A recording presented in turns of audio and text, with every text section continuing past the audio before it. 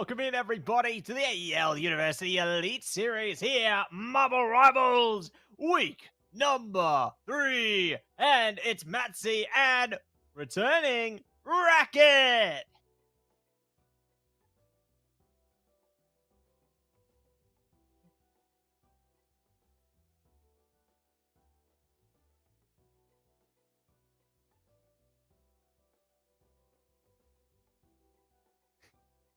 That's it, all smiles all around, just like our players tonight. But speaking of smiles, what puts a smile on my face? It's AGON by AOC, the #1 gaming monitor brand in the world.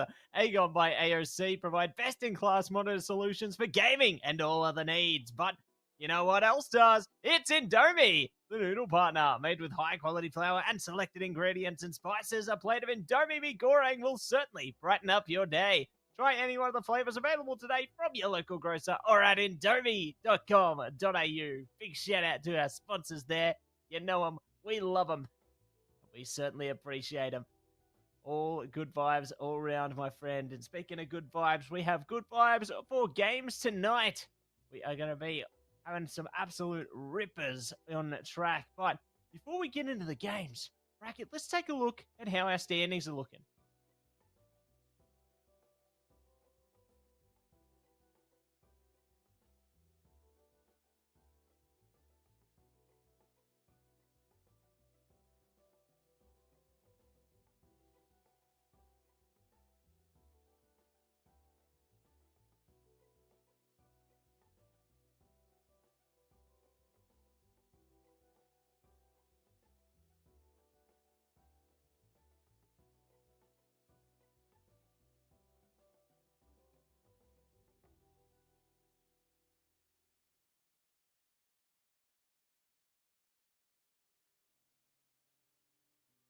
Yeah, definitely great to see the standings so far.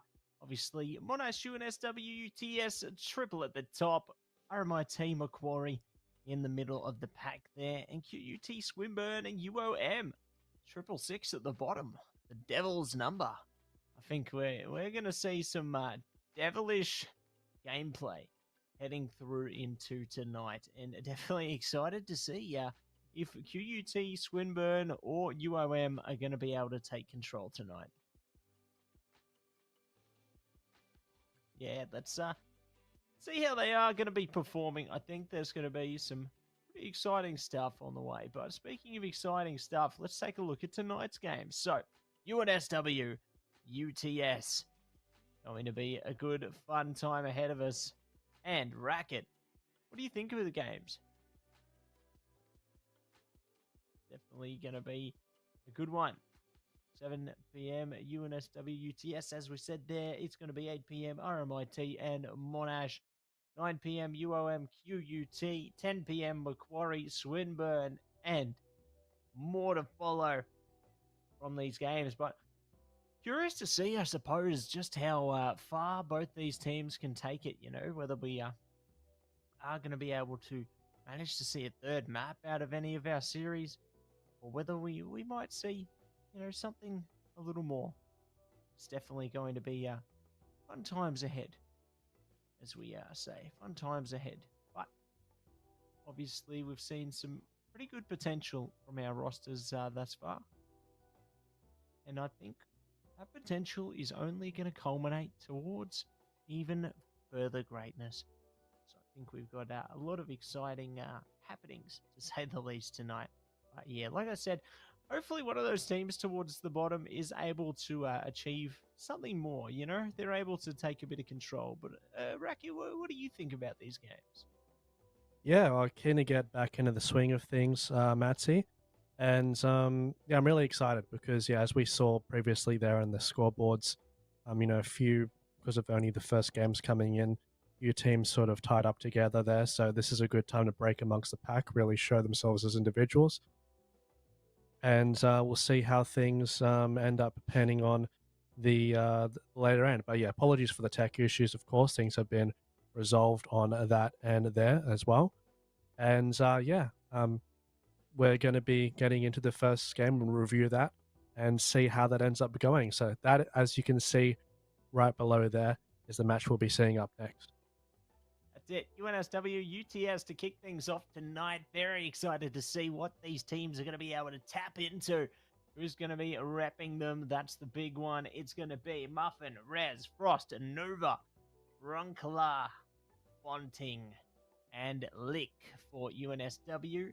UTS going to be none other than Kaibe, Dinosaur Pillow, Milk, Jason, Soon, and Fluent.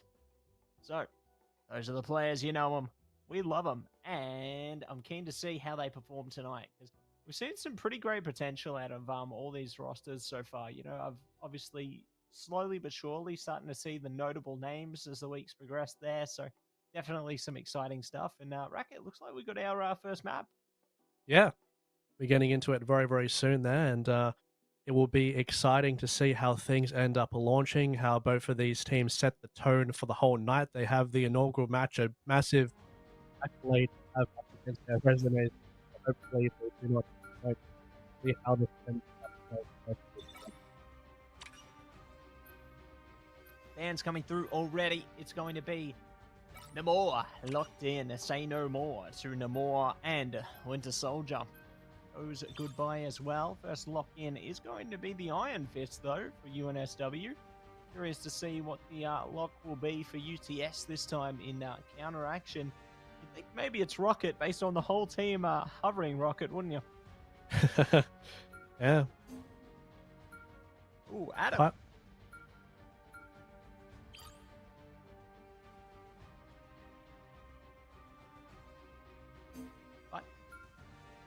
Venom is going to be locked out this time. So next band to come through on UNSW. Let's see what that one's going to be. Star-Lord, so potential target band coming through there. And now the picks are going to be rolling in the deep there. Let's see what's going to be on the cards here. Oop. Here we go, Racquetz. What do you think of these locks so far? Yeah, quite a little bit of a different comp for both of these teams coming in. See how this ends up panning out. And obviously, I think few power picks for both of these squads a thing. That's amazing to see, to be honest. As so long as we can see the follow-up behind the thing, I think we're going to be in for a fun match. One of my favorite characters to watch, to be honest. So let's see how that ends up panning out for UTS there. But obviously this game, well, actually they both do have the thing locked in there too. But, and obviously this is going to be the first map coming in for these squads too. So see how the momentum, the pace ends up setting for both of these teams too. That's it. I can know one thing for certain, Racquetz. They're going to be doing things with the thing there, and keen to see how that plays out for them. Team up activated, though, for UTS. They've got the portal coming through for UNSW, and already looking to engage straight on to the point. Not going to be able to take the first mark yet, but the damage already so big onto Nova there. We'll see if they are going to be able, oh my, to do much more here. The hits come out, and more perhaps to follow. Magneto, good to try and trickle some through in the backline there. The thing taking a lot of damage though. Rez still able to stay up. Muffin as well, so Healer's doing a lot of good work, but UTS have lost Kaibe. Everyone's starting to fall down here. UNSW starting to bring themselves up, and they will be able to find that dominant control over the initial stage here. And that is the key with this comp as well. They do have the power, the mobility coming in from both of their divers to capture these pieces of the high ground, to take advantage of that early on as well. So this is exactly what they want in this situation. However, UTS do have the range to kind of poke down slowly in this scenario to try and get a pick from their retake here. So keep an eye on that, especially the Hela, and definitely have some room to work with. Room to work with, and Mork will be forced out there. You can hear all those ults coming out here. Good ult from the Psylocke, but it's locked out from the Luna there. And Now more damage. BkWhatOCE around the back and not cutting them any slack. Oh, the sleep. They stopped them. Good timing on that one. Luna Snow going to be able to keep them up and at them though. And we'll see what's going to follow now that that ult reaches its conclusion. It's Damage City. They are into it all. Psylocke's locked in, traded out. And here comes the Iron Fist ult. Oh, the sleep again. It's so big. They can just slow them down and keep their team up for so much longer. Very ironic, Frost getting frozen in that fight. And it is a massive time for a support player showcasing their skills off in that situation. Very difficult to do given the mobility coming in as well. So UTS have time to showcase their skill as they do have control of the point here, but there is a little bit of the re-engage trying to come through, poking across from the high ground here, especially the Psylocke getting a bunch of value. Does have the ultimate available, looking for the back line. Possibly a flank here looking for the Psylocke, but does end up getting poked down. Nice little peel to make sure that the backline was under no threat there. And here we go. Invisible Woman makes him disappear. Magneto looking to do a bit of the same now. Oh, bam! It goes down, but the kill does not get found. We'll see. They are going to be able to prepare some more recipes for trouble because now Hella's in the air doing out the damage. It's all coming to fruition. And that is massive work coming through from Dinosaur. Pillow there. Just crazy stuff, Racquetz. Very, very much so. Very important ultimate to utilize up against a dive composition as well because it does have the AoE and you do get a massive amount of bonus health launching yourself up into the sky. So it's very good when a team decides to commit on you. Even though it has such great offensive capabilities, its defensive ones are very important to use in that situation there. Being very flexible, and it did grant them a nice fight in that situation. Ooh, it's clobbering time. BkWhatOCE coming out as well. They're trying to combine all of it right now, but we'll see if the butterfly is going to come out as well here. There it is. Chop, chop. It's time to go killing. And they will be dealing Death's powerful blow. And that is a very quick way to clean up the fight, and as you can see the percentages are going higher and higher and higher, and it looks like they're going to maintain the point there. And a nice counter attack from UTS.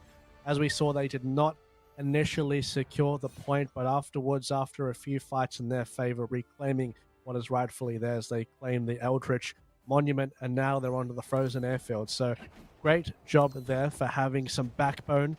You know, often we see some of these teams when they lose the very first point, that snowball just continuously goes forward and the team just doesn't not let go of it. But UTS are very comfortable in being able to get back into the fight and brawl onto the point. So very good stuff from them, showing their mental tenacity.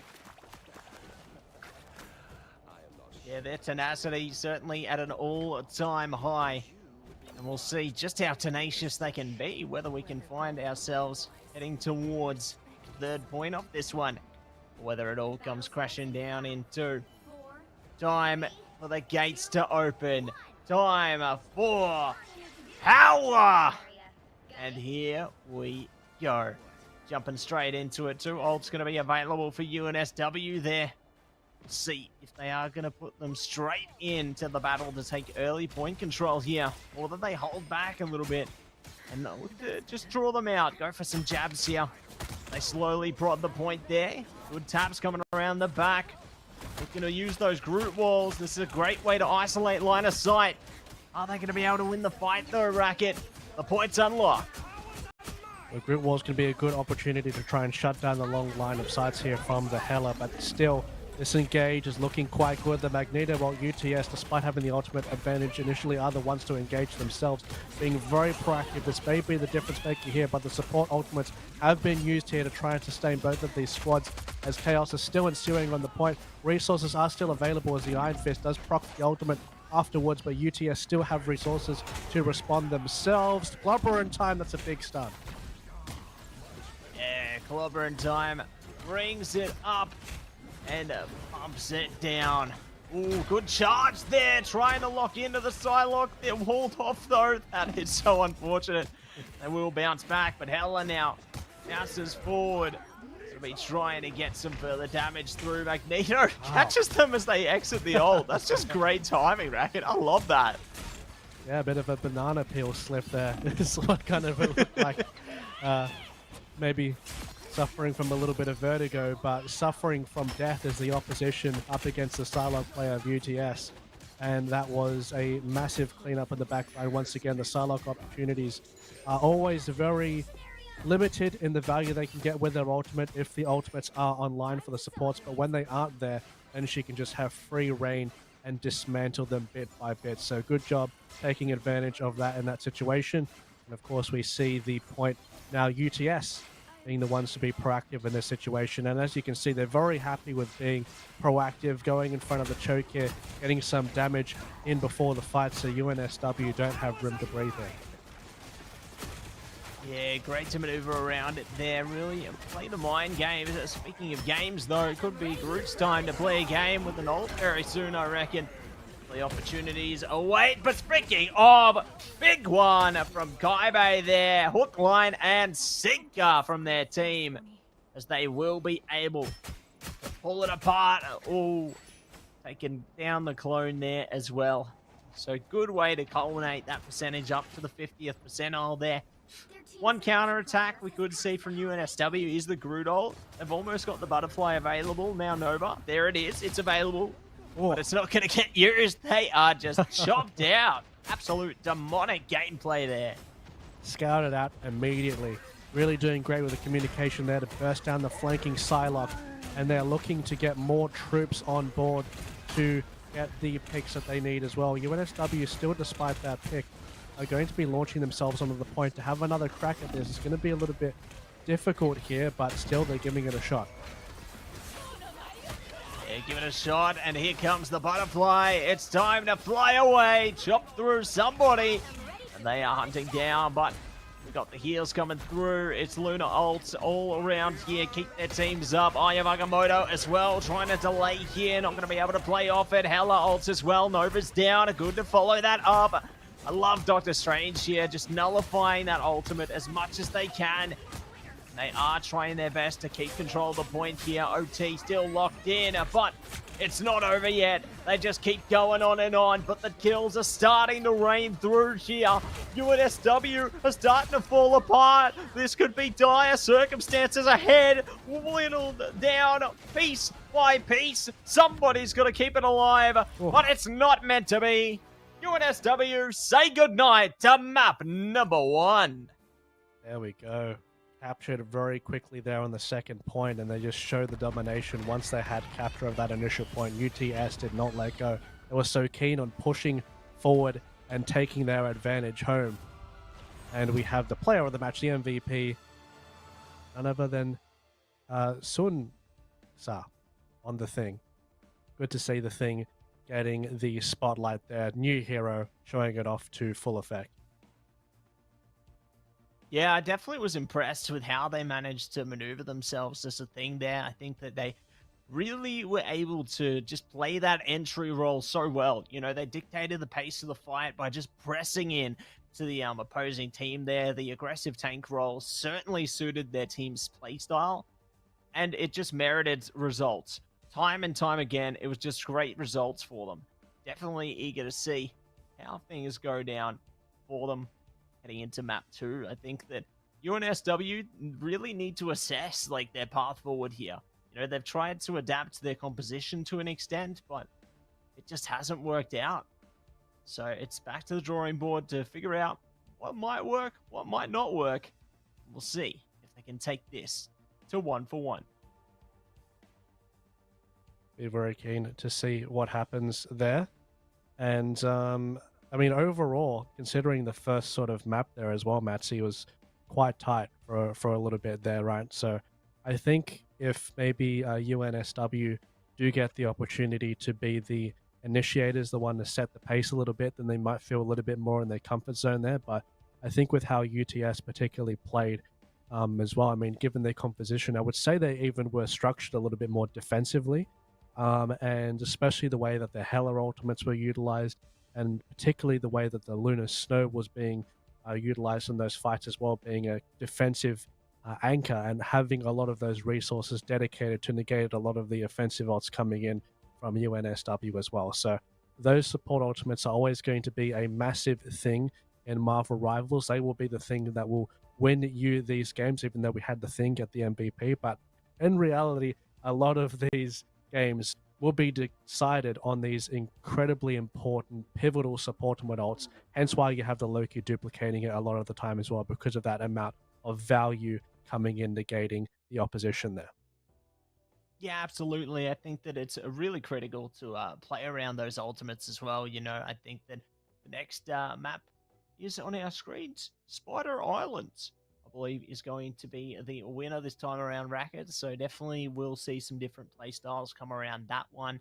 Curious to see how they adapt their compositions, whether they just go for the exact same thing. They certainly could, especially considering the pacing of that last map. It wouldn't surprise me at all if we did see something similar coming out from UTS there. But UNSW, curious to see what they bring out of the mix, because we saw they did try and adapt midway through after that first point was lost there. They certainly tried to play around it. So I'm curious what the next, I suppose, roster for their characters is going to be brought out of the mix there. Whether they try and play maybe a bit more defensively around the point, try and play with a Penny Parker perhaps. So we have seen that one come out every here and there. It's not the most common tank picks coming out, but it certainly has found its day here and there. One that hasn't come out ever in a long, long time is the Hulk. That would certainly be a pleasant surprise to see that one come out of the out of the waterworks. I think that'd be a fun one, but it's not meant to be, Racket. Not yet. Maybe not yet. Not yet. Maybe later. Not yet. Hey, the Hulk has been nerfed a few times. They're only trying to sort of bring him back to the previous sort of status that Hulk was at before. But you bring a very good point coming into this map as well, saying that I think we did see a little bit of the Groot on the previous one. So if you are playing on this type of format, these defensive characters, if you do manage to draw first on the defense, there can be utilized like the Groot.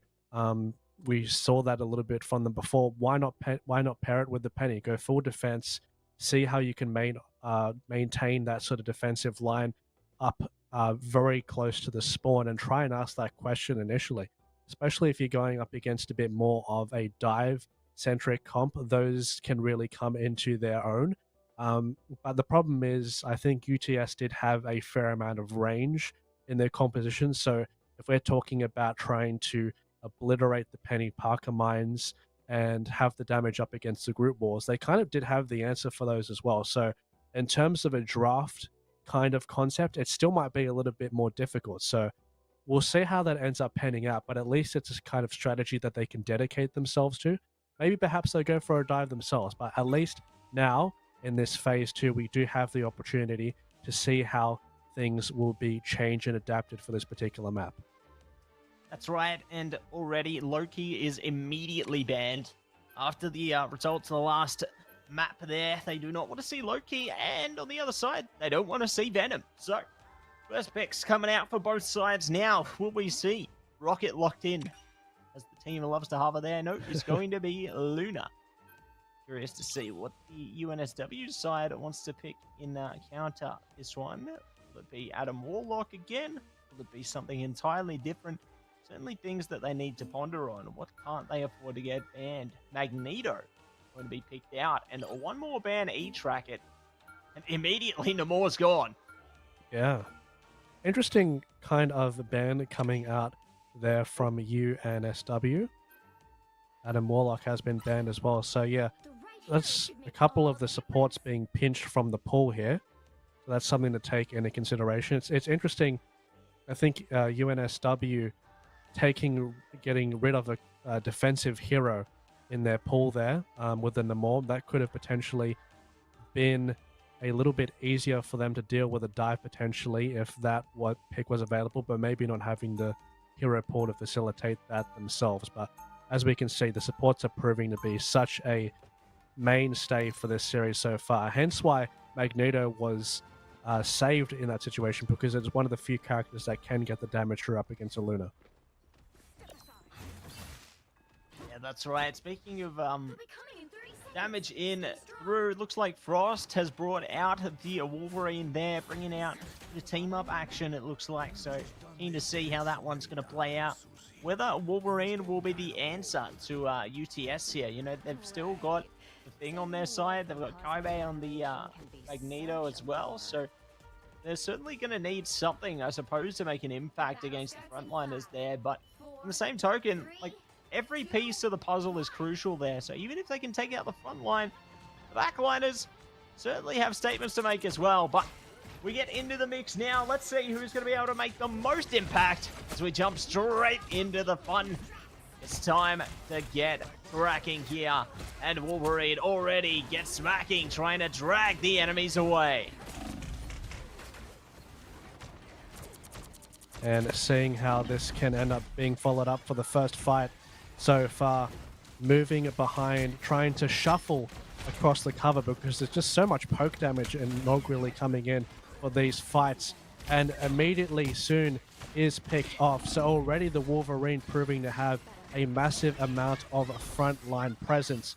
Good stuff there, getting that immediate value, and does end up granting them a bit of yardage forward with the cart so far.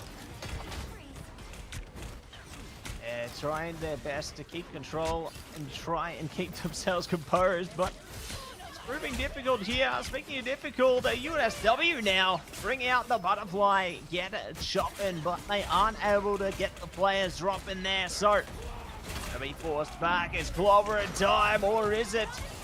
Here comes the impact. Soon's down. Great impact onto the tank there, but they still have a bit more they need to bring into the bank. Magneto ult comes out as well. Goodbye, Luna Snow, and Kaibe to follow. Will they be able to flow more through there? It's getting dangerously close. Oh, my word. And there it is. We've gone over. They find the checkpoint, and it is an absolute resurgence for UNSW so far. Yeah, talk about an identity shift across a different map here. They really have shifted gears in the playstyle that they have developed so far. It's quite useful to have a Magneto on the team. That save proving to be very valuable as well, considering that they are facilitating it for the Wolverine. And look at that, that was a wonderful pushback. Getting a bunch of value. It's clobbering time. That's a massive stun there. The Psylocke will come afterwards to get a bunch of value. That's a massive amount of damage coming through, and it will finally grant UTS the value that they needed with that combo. And finally now they have some breathing room. So I want to see UTS kind of take advantage of these positions for the time being. They still have resources left available, and let's see if they decide to use any of them, or if they be a little bit more sort of liberal with their resources on their ults. They still do have these offensive ones to utilize here. They sure do. Let's see if they are going to be able to use them now. Ults galore coming through. Bang! Lick goes down. Kaibe, good impact. Here we go. Armed and dangerous. It's time to go again. Oh, what a hook! Oh. And they lock it in with Fluent there. Thought it was going to get away. Like the catch of the day, but it's not meant to be. More damage to follow as well. UTS locked in on their targets, forcing these attackers back, building themselves up a lot more flexibility here. There's still plenty of time that they need to hold out for, but they're making a decent first stand here. They definitely are. And this little flank over here towards the Wolverine, if you can proc that passive as well, that definitely does take a little bit of the wind out of the sails in the kit. Does not have as much durability, and moving forward to get the ultimate, but immediately the Lunar Snow ultimate is popped to counter that. Such a great timing to resist the engage incoming from that choke point. There's the grand finale. Time to fear Magneto as well. Kaibe is the first to fall there, but they've still got the rest of the team to worry about. Speaking of worries, the ults are coming out. Jason, Dinosaur Pillow, mopping them up. This is absolute massive work coming out from them there. You thought they might be in trouble with the tank going down, but no. The rest of the team comes to town and does some work. There is still resources that were available to use in that fight there, even though that the Thing ultimate was initially blocked. Stuff afterwards was available to use. Very nice use of what they had there.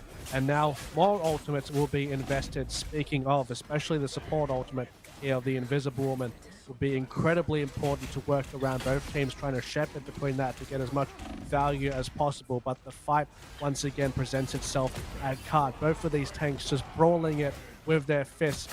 Classic style, but the flankers also having their own battle there. But Muffin, once again, being very, very strong with this peeling, making sure that the supports are facilitated.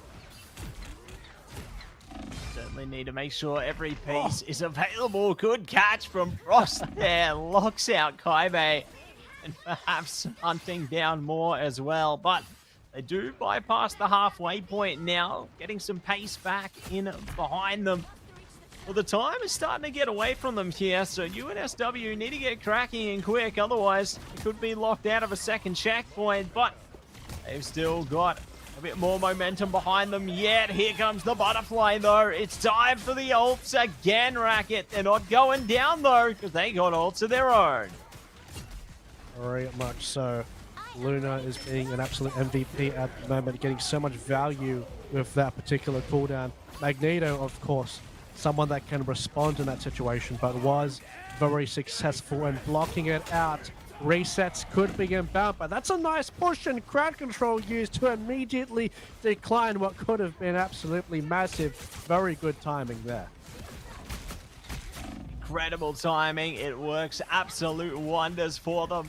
UNSW trying to resist here, pushing them back as much as they can, but it's just not working out. The damage is going both ways right now. The kills traded out, still favoring UNSW at the moment. How long can that last, though? That's the ultimate question. As UTS get pushed back, UNSW going for final kills here. They look to press the aggress towards the finish line. And they are not too far from that finish line right now as well. They're doing pretty good in terms of the time here for this third point. It's quite achievable considering the length that you have to go through. It's a little bit of a shorter point, and they do have access right around the band, so they've already negated part of that power, especially up against the Susan, to be pushed over the edge there.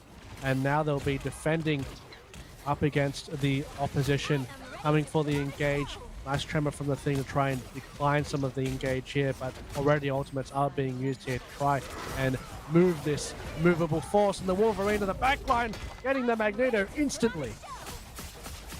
And they're ready to put on a show as well. Damage comes out on the Jason there, following up to see if they can get more. The Lunar Snow ult still making a big impact, though. But here comes the butterfly by Luna, and perhaps goodbye to some more as they press that cart up real close and personal. It's right on the edge. It's time to contest, but the damage is just tremendous from UNSW. They're pushing them all the way to the edge here, but Nova rips them apart, and just like that, they get it over the line, going the full distance with 10 seconds to spare.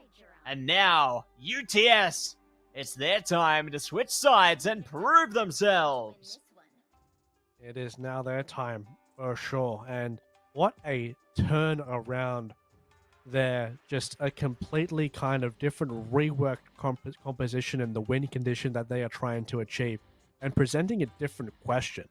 I mean, I think Magneto is one of the quote-unquote better tanks up against the Wolverine, because at least he does have a cooldown to negate some of the crowd control incoming there, but still Wolverine does have options and will still do a fair amount of damage, especially if you keep track of the shield cooldown too, which it's much more of a difficult playstyle if you're trying to play more of a facilitative type deal with the Magneto if you're up against the Wolverine, because you're like, okay, now I have to worry about fending for myself because Wolverine's going to be focused on trying to put me into the opposition's backline. So that's something you always need to take into consideration. You're going to have that at the back of your head for all of these fights, which in turn means that your dive is not going to be as good. It in turn means that when your Winter Soldier ults, he won't have the same amount of support because you're going to have a Wolverine next to you ready to shred you to bits in 3 seconds. So that is always something to take into consideration here. Now, I will kind of say that a little bit easier, of course, to play the Wolverine on certain aspects of the map here. Not too bad of a defender, despite what you may think with being melee as well. But see how this little choke point ends up working here for the time being, because this is the first hurdle to go over if you're the attacker. That's right, the first obstacle at the beginning of the race. Are they going to be able to overcome it and clear some space? Pressing up and trying to rip past now. UTS struggle forth, but they will find an answer. Rez is down, almost catching Psylocke. Yeah, it is. Nova's down.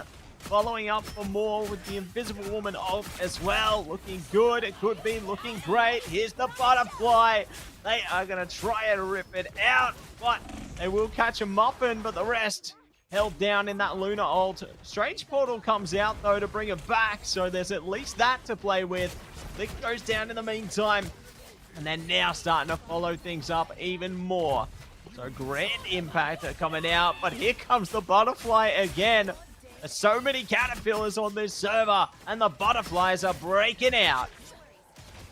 They are. It's an absolute spring of them at the moment, and really an important cooldown to utilize up against these supports as well. So keep track of it, because it definitely has the ability to pop off if needed. Oh, Snatcher grab did miss there, and it will nearly result in a death, but still the supports are so good at making sure that Wolverine does not get punished there.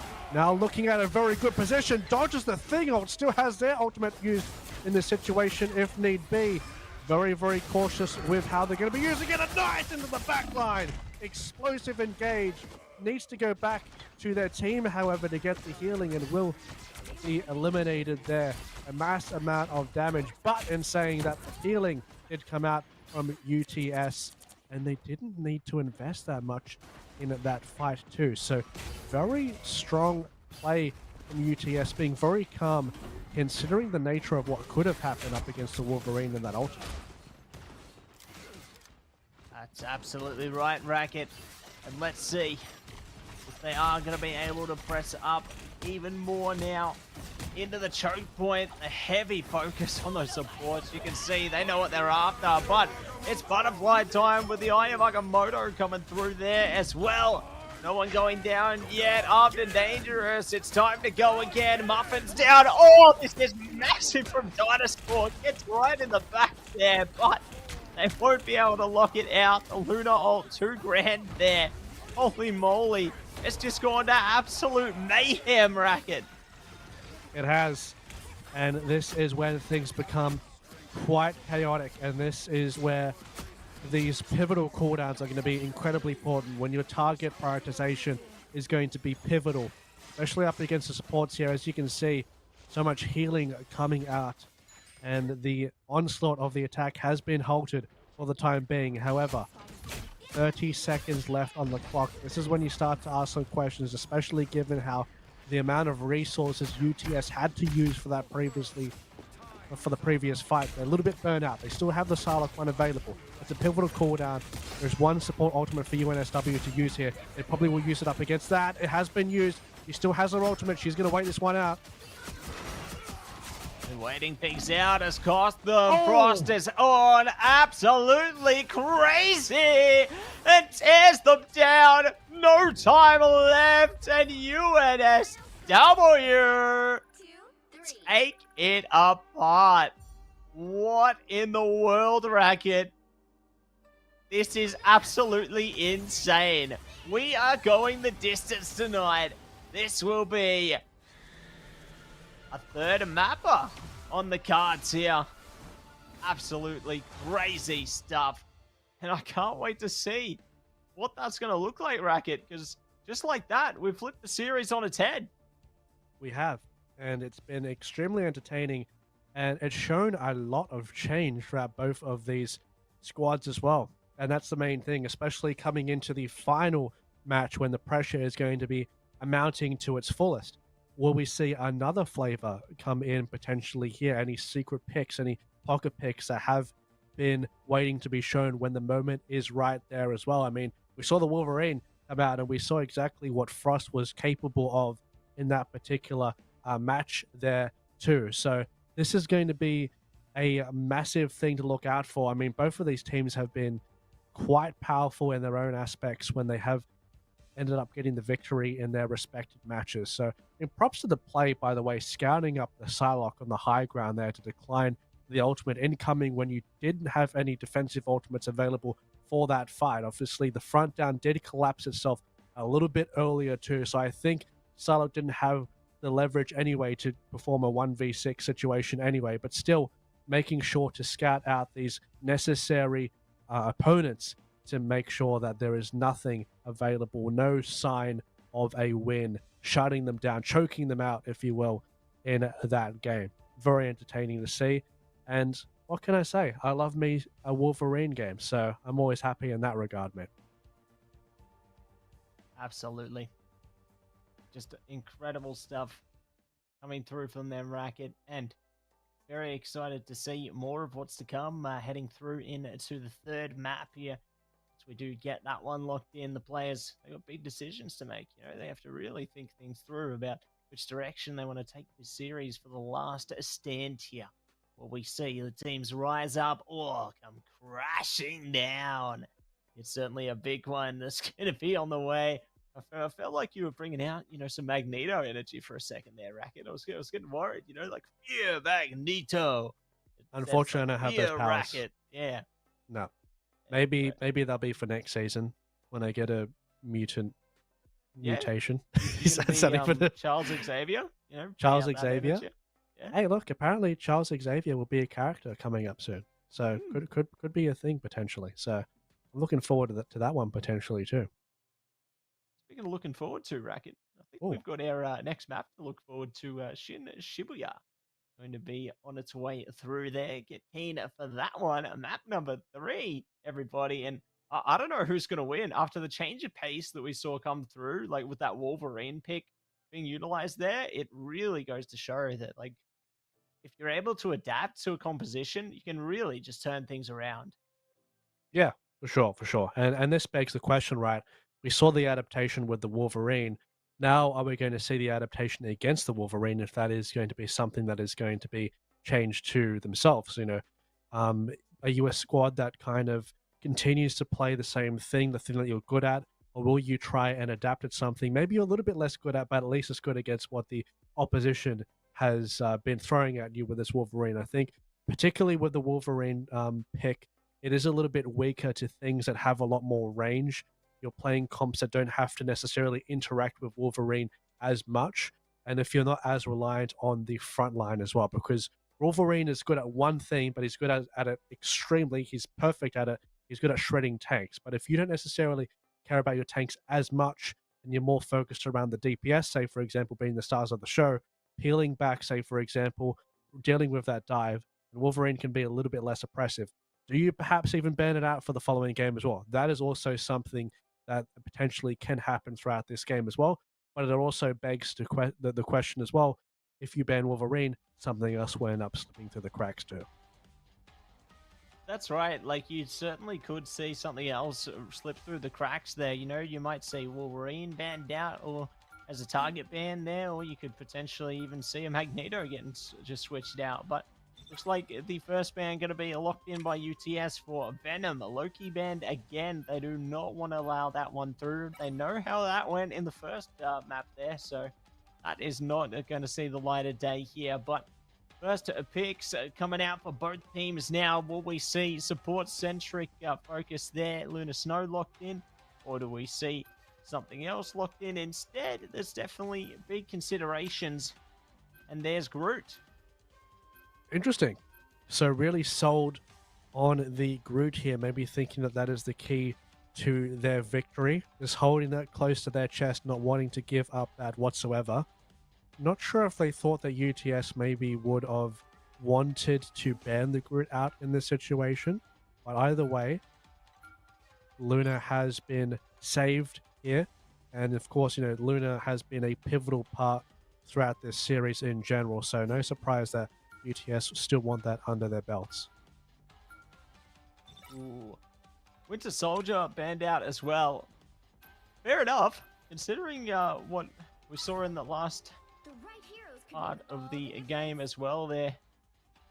Definitely don't want to allow that one through, but speaking of bans, default to see after a Lunar Snow pick to see a Namor reaction banned out instantly because they don't want to see that team up at all.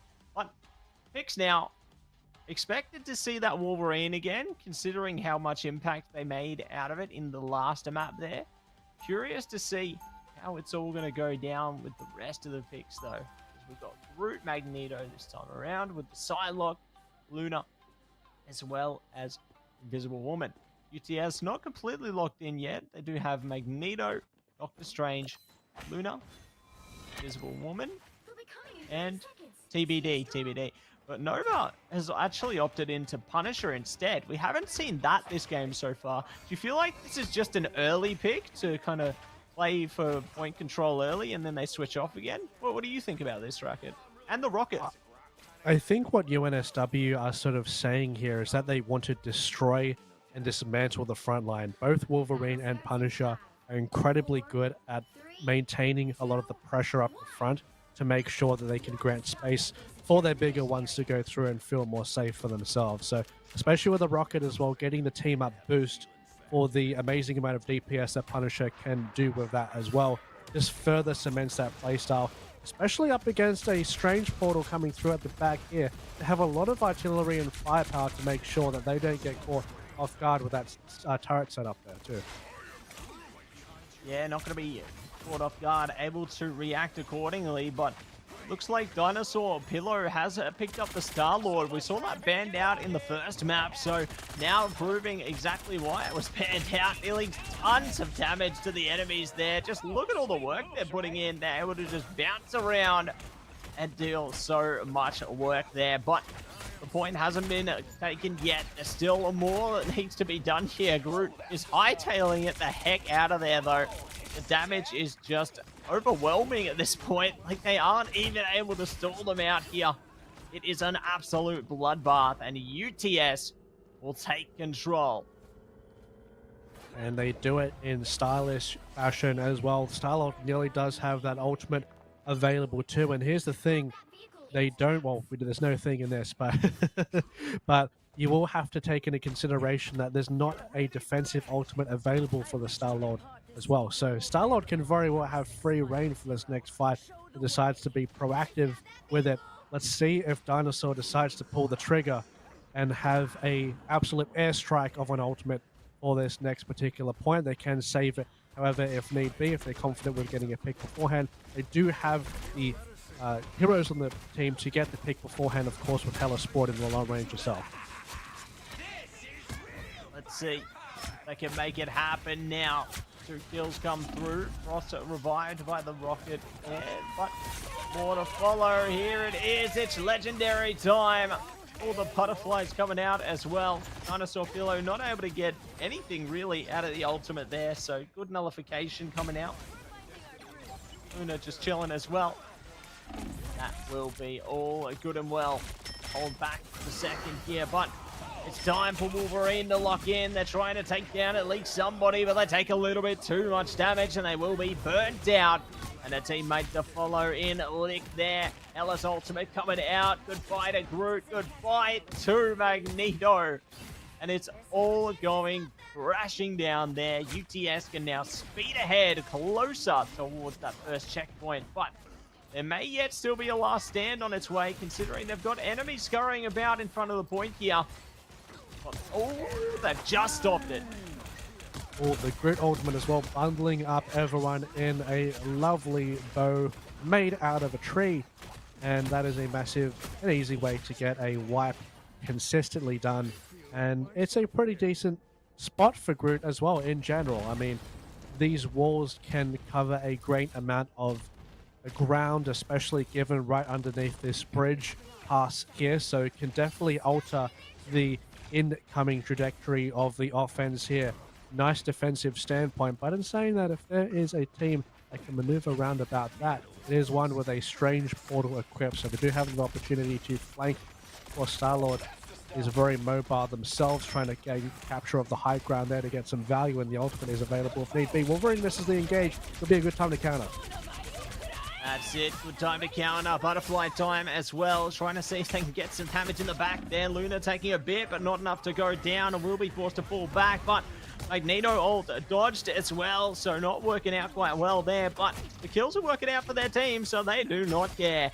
They will be able to lock out another player in Kaibe. Good to slow them down a little bit here and try and defend with much more grace. But time just under 2.5 minutes here, bordering on less. And we'll see if they can bless us with more kills as Wolverine gets a catch, hook, line, and sinker. No kill going to be sunk this time, though. They're forced to hold back for a second longer now, but you can see they're firing up as we get closer towards the potential finish line here. They're really starting to get warm on all cylinders. Soon goes down, and this could be the first of a few kills on the way as more start to follow.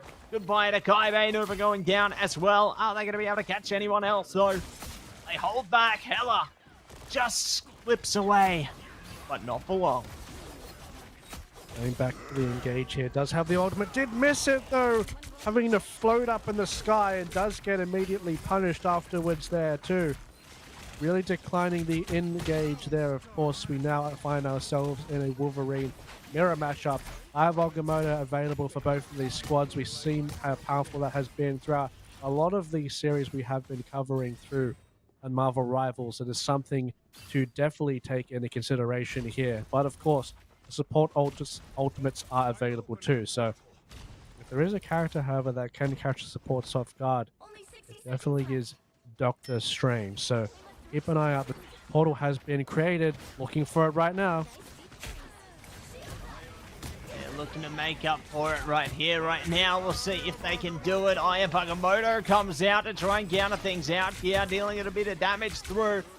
We'll be able to lock out at least Muffin for now. Luna Snow Ultimate's going to keep everyone healthy as can be, though. But here comes Wolverine. Hella getting closer and closer as well. Frost delivering results with Nova there. Rez joining in on the fun as well. Good to bounce back, though, is soon. See if they can find one more amongst it all. They're playing a very close stagger game there. I love that coming out from them. Stagger out Milk, and then they can try and hold back a bit longer. Not much time left for UTS though here, Racquetz. This is a dangerous one. One last fight could be all there is. Definitely very close here. Star-Lord just surviving by the skin of their teeth as well. Getting a lot of damage through the Magneto.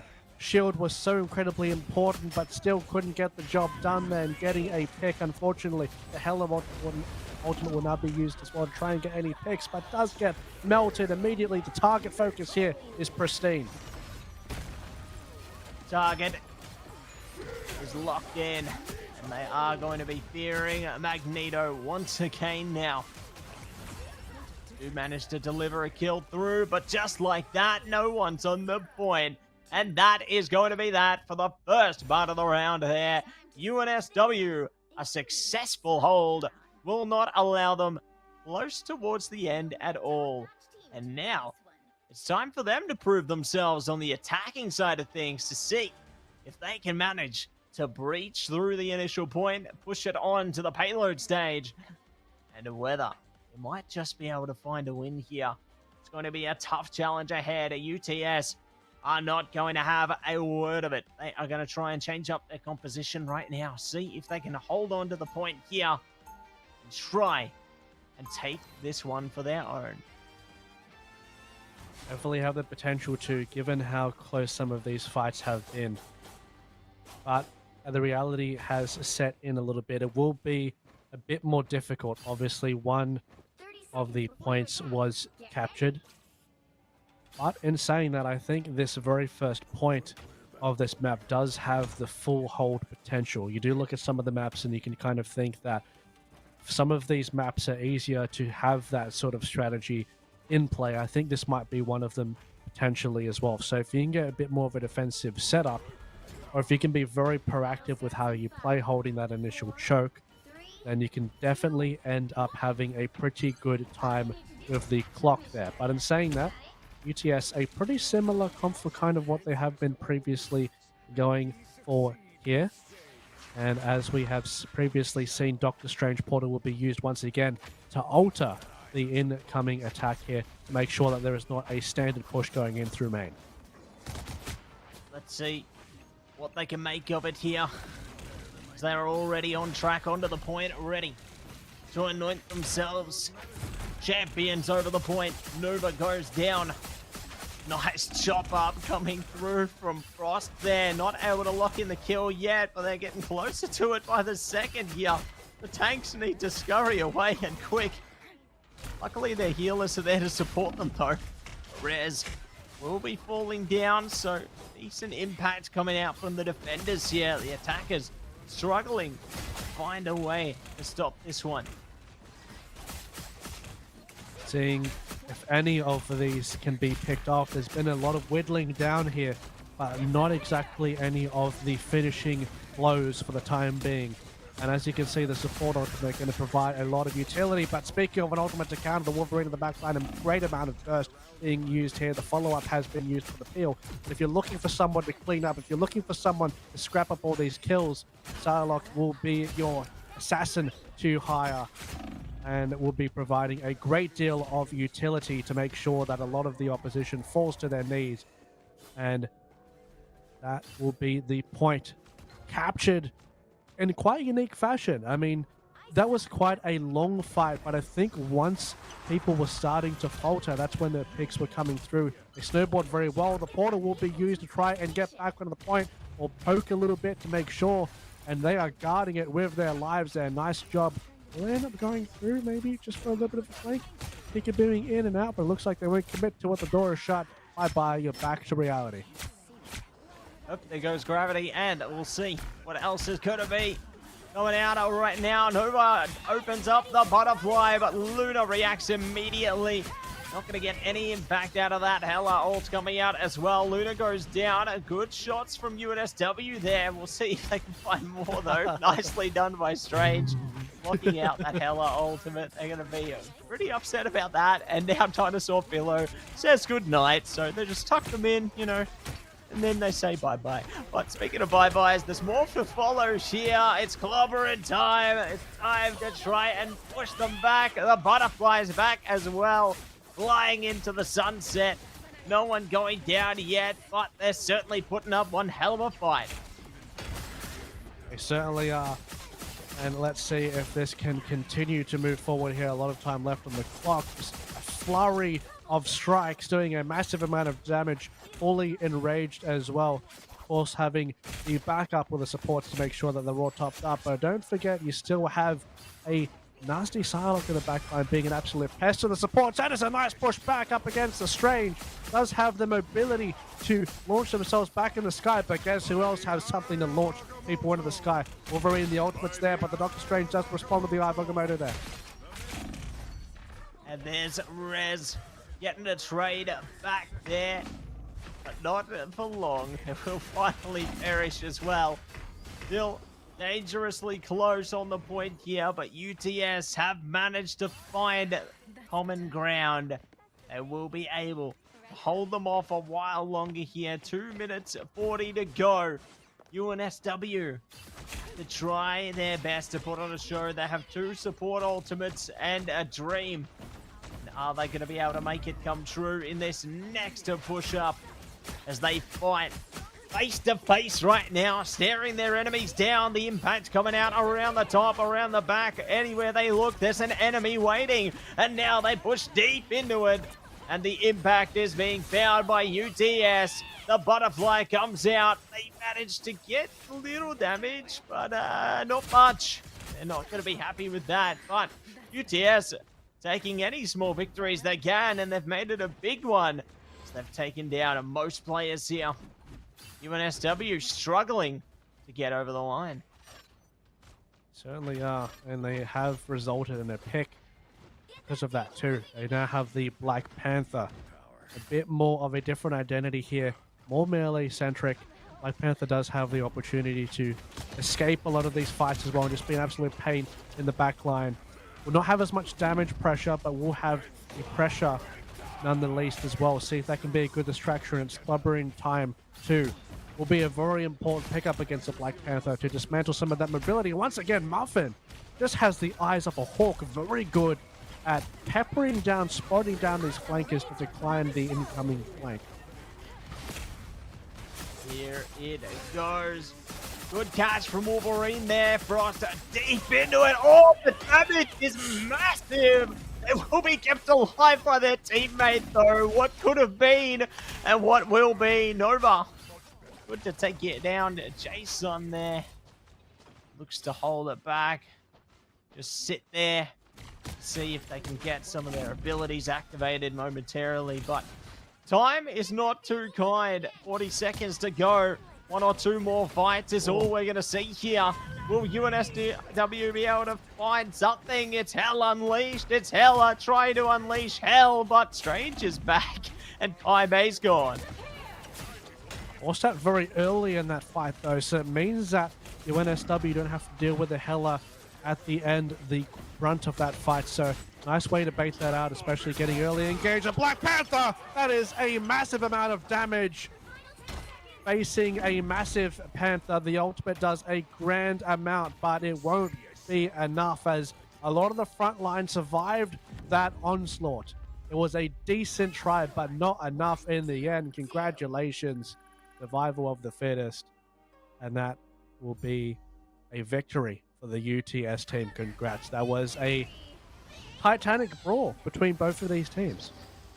Absolutely ginormous efforts coming out there, but they will be able to make it work in the end. So incredible stuff being challenged through there from UTS.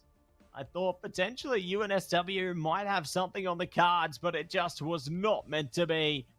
And UTS lock it in for 2. What a way to get it done there. You love to see it. And I am super duper excited to see what else is going to be found throughout the rest of this evening, let alone this season. But whilst we get things set up for what's to come, let's head to a short break and we'll see you very soon.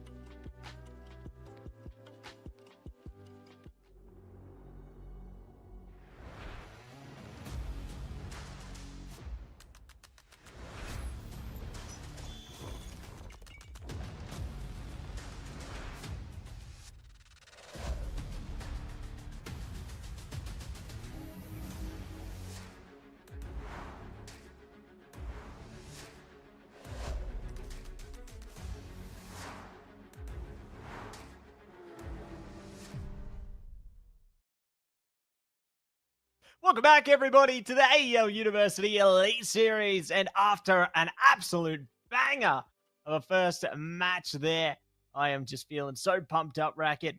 So pumped up, in fact, that we have an interview right here, right now. It's Kaibe. Hello. Hello, hello. Welcome. And boy, do we have questions for you. No. But first and foremost, congratulations, I got to say. You guys played super well there. I was getting very worried, especially towards the second half of that series there. But first and foremost, what was the thought process behind the Venom vans coming out there? So we scrimmed UNSW quite a bit, and we noticed Frost was pretty skilled on Venom, and with that, like they created a lot of space, so it was an insta ban for us, especially on the maps we chose.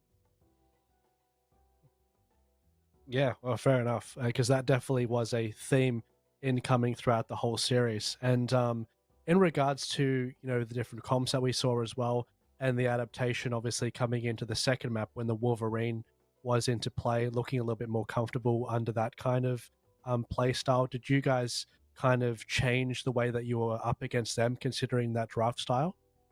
Yeah, I was being more conservative with my bubbles, trying to save it for the Wolverine. It didn't work, but yeah.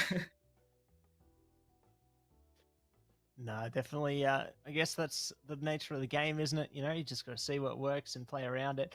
But I guess for you guys heading into that last map there, what do you think was like the critical moment where like the switch flipped for you guys to really be able to push it over the edge? Because I was getting a bit worried, towards the end of that map there. I thought, oh, maybe we could see UNSW take it, but what was like that aha moment for you guys?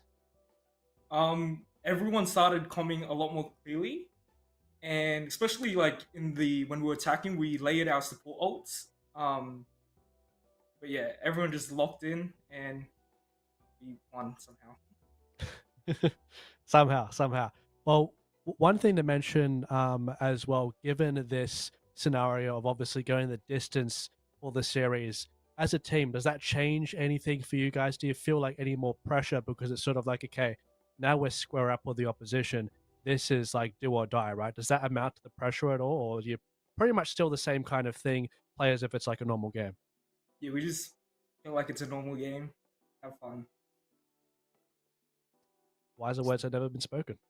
That's the best way to do it. Always going to have fun and do the very best you can. But once again, Kaibe, big congratulations to you guys. Really excited to see how far you guys are going to go heading into the future weeks of the Elite Series here. And can't wait to see what's in store next week.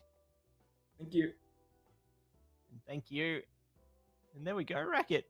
Always great to get some player insight there. And it was great to see we got to see a third map. Love that. But speaking of what's to come, Racket, let's take a look at our next game. We'll see which one is it going to be. It's going to be Racket versus Matzy. No, it's going to be, oh, well, you know what? With these letters on screen, maybe it could be Racket versus Matzy. RNM. Sip it over. Yeah. RMIT taking on Monash there. So excited to see what's to come of this one. I think we've already seen some great potential from our first series, and this second one is no exception. But let's go through our rosters. Yes, this is the roster for both of these teams.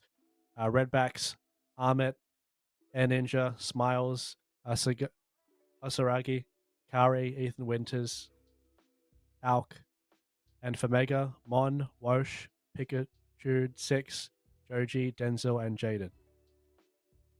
That's the one, and that's the ticket. I'm sure if TwoTapTony's watching along here, he will be so excited to see Monash here on screen. He's absolutely in love with that roster. We've heard all about it the last couple of weeks, but let's see how they perform heading into this week, because they're definitely a roster to keep your eyes on, to say the least. I know that there's been heavy focus on Six in the past weeks, but Joji proved, especially last week, that Joji's no pushover either. They've got a very solid roster all the way through there, and are very excited to see what they're capable of. But RMIT as well. Very keen to see what they can do against Monash and Racquetz. Our maps are going to be locked in, and we are so locked in to get into them. But Racquetz, what kind of characters do you think we'll be seeing, I guess, out of these rosters this time? Well, of course, we are going into the control. So I think for both of these squads, I mean, I think Luna Snow is going to be a pivotal pick. I think that's a pretty safe one to either see picked or banned. A lot of these matches coming in, an absolute staple. A lot more Brawl kind of comps coming in. Obviously, we did see a lot of the Thing initially with the previous series that we did see as well. But I mean, if this is kind of the tale of the story so far, working around the tanks, Wolverine could definitely be something to take advantage of. Doctor Strange is always going to be a very big staple as well. But I mean, what I'm kind of wanting to see from both of these teams is who is willing to really showcase their style, right? Who's willing to showcase what they are willing to put forward on the table to set the pace for the series. And both of these teams have the opportunity to do that right now by giving us a bit of context as to what is behind their brains for the time being. And here comes our first couple of bands here. Loki and Groot going to be the first off the chopping block. Adam Warlock is going to be the first one picked out there. So curious to see how they play around that one. But here we go. It is going to be a Doctor Strange locked in here. And who's going to be locked out? 2 more to go. Racquetz, which way are we going to see this one flow? We will definitely end up probably... I mean, you see the amount of dive actually both of these teams are hovering over for the time being. So maybe something that is anti-dive. There we go. Magneto is someone that could definitely help up against those comps. Maybe I'm thinking of Namor potentially right now if you're looking to decline some of that playstyle in coming 2. Or perhaps you want to target a particularly different dive character that you're not running yourself here. But there we go. Venom has been targeted too. So for these dive compositions, it will be a little bit more difficult to navigate the front line here, because I think Venom probably is the biggest enabler for these types of comps more comfortably. And definitely is a lot more safe than, let's say, you know, Thor and the Captain America being a lot more vulnerable here. But the Thing, obviously, more flexible in that regard as well, being quite tanky, can peel back to the back line as well, and have the opportunity to decline the incoming mobility coming out from the opposition as well. So that is locked in for both of these teams. Similar to the suit of the last series, actually, as well. I think the Howlers can provide a massive amount of utility with the stun incoming through for the opposing dive too. And looks like the Black Panther will be nominated as the diver incoming for Mega as well. So that's something to definitely really keep a tab on. I think up against a Namor, it might be a little bit more difficult to get that value. Of course, we did see Namor permanently banned throughout the previous series, obviously with the team up to take into consideration as well. So Redbacks do have that online to utilize that particular synergy themselves. 4, 3, 2, Yeah, keen to see how they managed to perform there with that Namor Luna team up let through. Let's see what they can manage, but Portal is what they're going to manage here, jumping straight into it. Need to see how they can manage to maneuver this one. They're taking the high ground early, getting shipped through those 6, locked in. We've seen them perform on this Hela before, and they certainly should be capable to do it again. But speaking of capable, the rosters are now on point, showing their capabilities. A lot of damage already coming out the front there onto the Doctor Strange, but they're looking to see if they can arrange some more damage across the front line. Pikachu is the first to go, but Joji trades it back with 6 there. There we go. They've locked out both tanks, and now more to follow. It's all going in favor of Monash right now, as they will be able to net the early control. Look to stroll ahead, isolating their opponents away from the point. And that is a very good way to start off this match incoming as well, especially with the ultimate economy coming through. And the way that Black Panther is inherently designed, them getting that initial fight under their belt is incredibly important. Does have the opportunity to scout beforehand.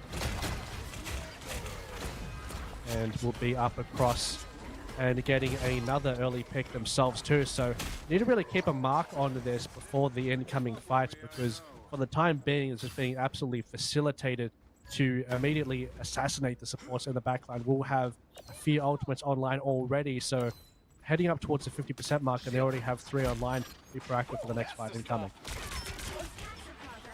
Yeah, they can really afford to be proactive here and see what they are going to be able to muster. Heading in through Joji in the back line. This is dangerous. Look at the damage.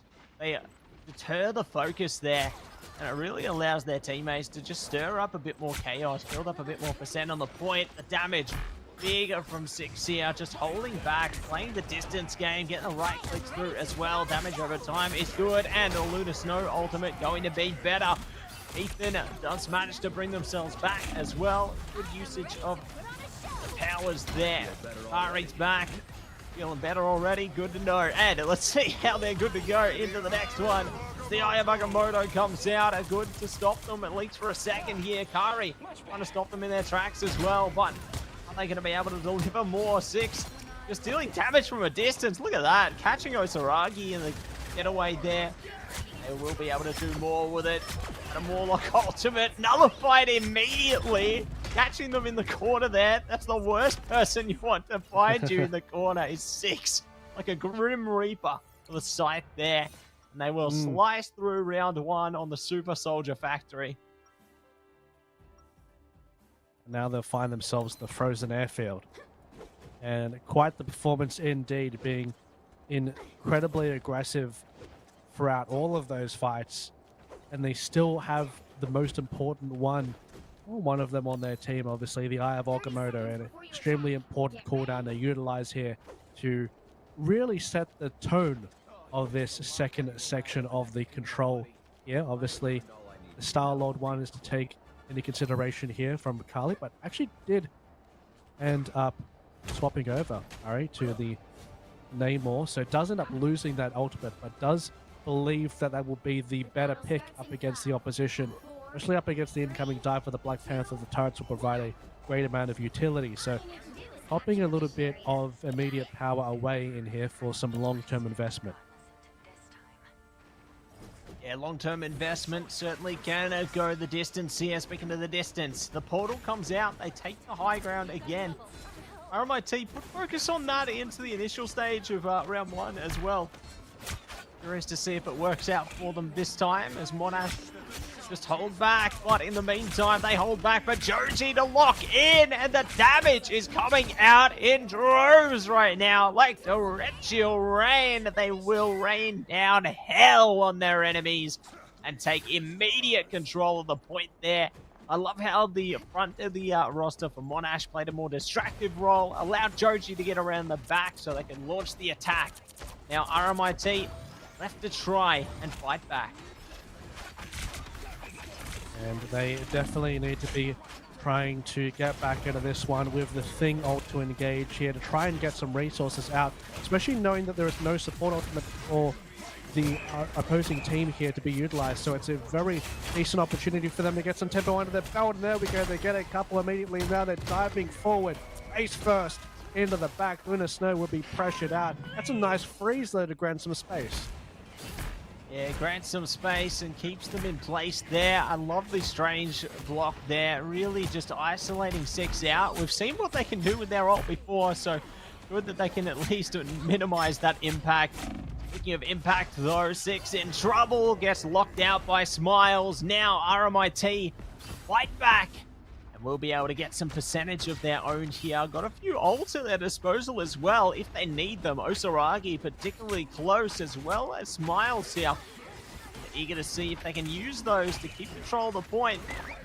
As Wosha tries to get on now, does have the healing available. Osaragi hunting down Joji as well, but they aren't going to be able to catch them as yet. Uh-oh, here comes Joji, as a matter of fact. Both DPS are down, and now they look to go hunt them down, but they will have to wait a second longer. Lunar Snow ultimate, Eye of Agamotto comes out, does something, but not enough. But speaking of enough, Monash do more than enough and take the point back just as soon as they even up. Whew, that was quite a response indeed. Very emphatic brawl there, conducting themselves in the middle of the point thing. Nice little defend to make sure that Strange had the damage resist in coming there. Nice job.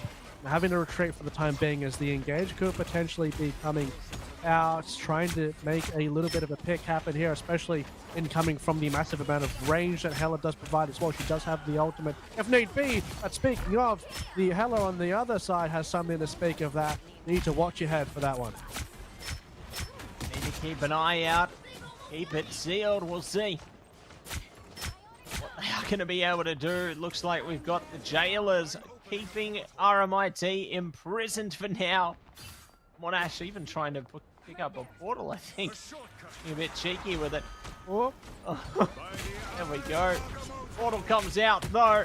Ayabugamoto in reaction. They will be able to find a couple of kills in reaction there. Osaragi brings out the ult, trying to see if they can stop them from getting onto the point. But Joji is relentless, wreaking absolute mayhem on the point. Trying their best to do something here. We're into the OT timer, but it's just not enough. And just like that, Racquetz, Monash come calling.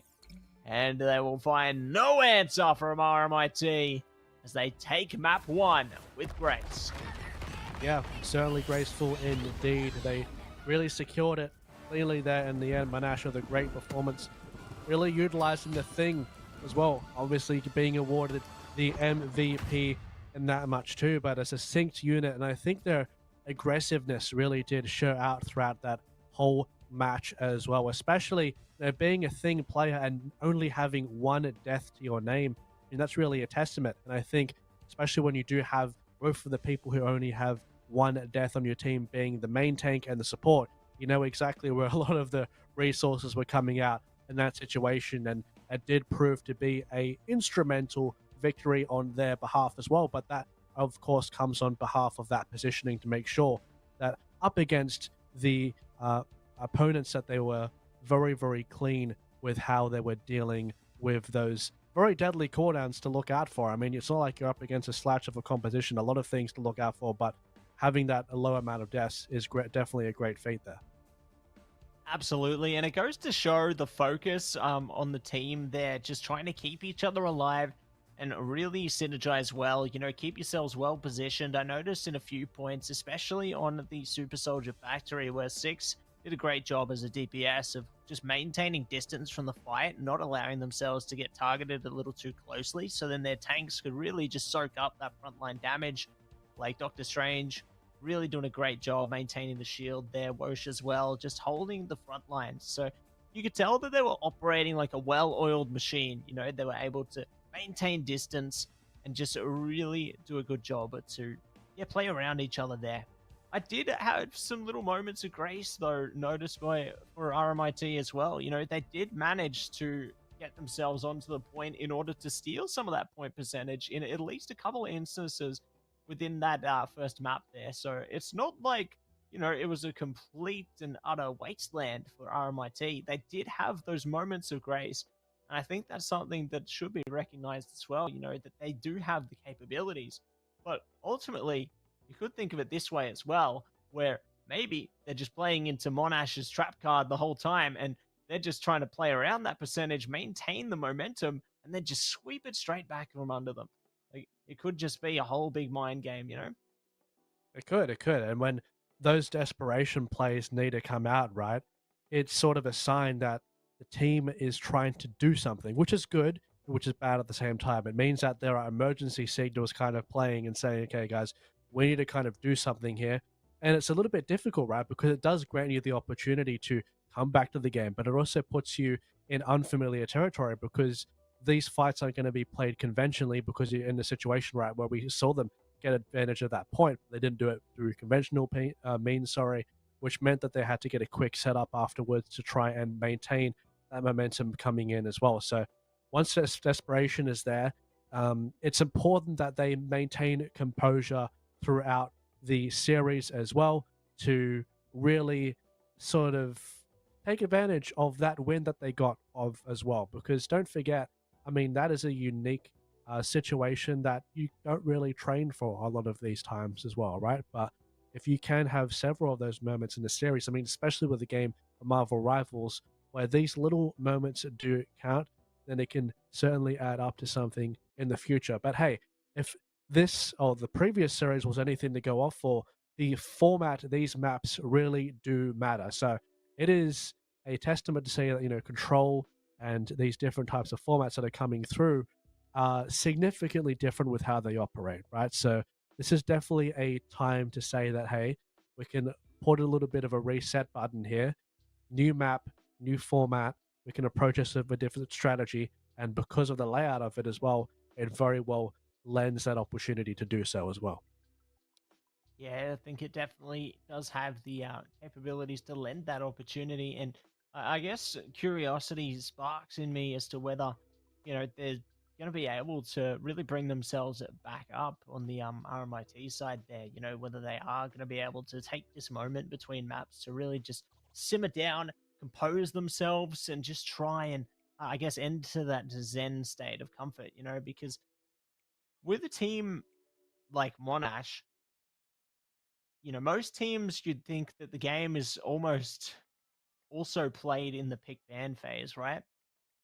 But because they're such an adaptable team, it's really difficult to try and game things in that phase as well, because they have the flexibility to just ban out your picks. Even if it plays into some of their picks, they always have a way to adapt around it.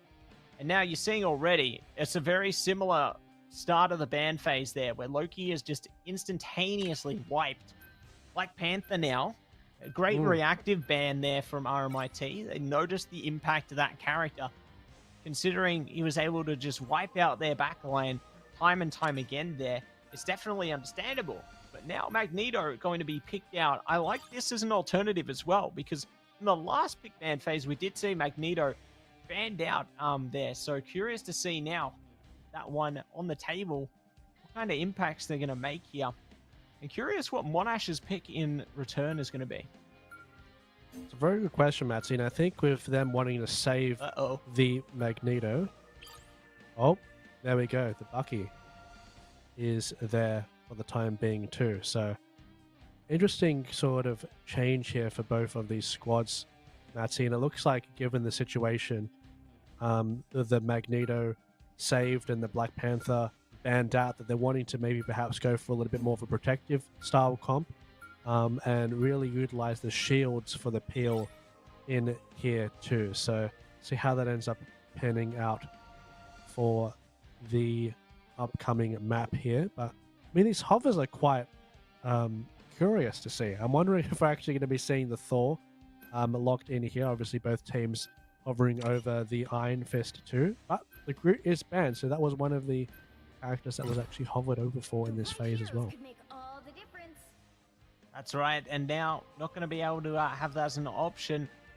So Winter Soldier, there we go. Joji, alternative pick there, because as soon as they ban out that Black Panther, Joji, we saw last week, is able to alternate straight on to the Winter Soldier, and they can still make an impact. But looks like we are seeing a bit of difference in the picks as well. We've got perhaps rotating the roster entirely. There we go. So curious to see how this is going to work out. RMIT in the meantime, all locked in. It is Magneto, Psylocke, Hela, Strange, Invisible Woman, and Rocket. So curious to see how Rocket will work out for them. Monash now stepping in for something different entirely as well. We've got 6 on the Star-Lord, Wosh on Magneto, Denzel on the Mantis there, Pikachu on Spider-Man, Jaded on the Invisible Woman, and Joji playing the Winter Soldier. So 3 damage characters this time around for Monash. Curious to see how it all plays out for them as we enter the fray right here, right now. A massive amount of pressure on Wosh to perform on the Magneto here as well, considering the only tank is present there. So see how that ends up panning out. Obviously support's going to be incredibly important. Triple support lineup, of course, will make sure that that is less of a disadvantage and more of an advantage, having more defensive cooldowns in the tank for this composition moving forward. They're going to have to really consider how they approach this one, aren't they? But Jaded to support their teammates there, but their teammates are being wiped out little by little. Vix does come back with Pikachu though, so that's the impact of the Adam Warlock, isn't it? Take them down, but they can just come right back. You're coming back though. Here's Six, stabbing him in the back there with Star-Lord already locked in to deal some damage, just tracking them down little by little, chipping away the HP. Good sleep to come out though. Nullifies the damage, allows them to slip back here. And Ninja will be caught out though on the fadeaway, so this is going to allow Monash to push themselves up a little closer towards that first point there. It really stops RMIT from trying to mount a defense here. Definitely trying to contest this last little bit here, but does end up being melted immediately. The Lunar Ultimate has been used in desperation to try and have a last stand here in conjunction with their other support ultimate here too, but the amount of resources still available here for Monash is such a incredible amount still here, and they successfully win that through. So great job from Monash there, and they do a great, fantastic job at pushing forward here as well, maneuvering the terrain too to get rid of that and get a more advantageous position here as well. Nice little headshots coming in from the Hela. Does have the opportunity to try and get a little bit more of damage through there, but was facilitated with a Magneto shield as well. We will be locked in. Legendary time. Trying to deal a bit of damage out the back. Ooh, to get cut out of it. I love the reactive ult from Kari there. It was so close to losing a teammate. But Kari reacts just at the perfect moment. And they will be able to keep themselves alive a little longer. My word. This has just been a perilous assault. And curious to see how they are going to be able to deliver. My word. Let's see what else going to be able to achieve here, Racket. The terrain's starting to rebuild, but it's Agamotto time. They will be able to catch some out the back. And it's a good ult from the Mantis. But let's see what else they can deliver here, Racket. Time is here. Definitely is.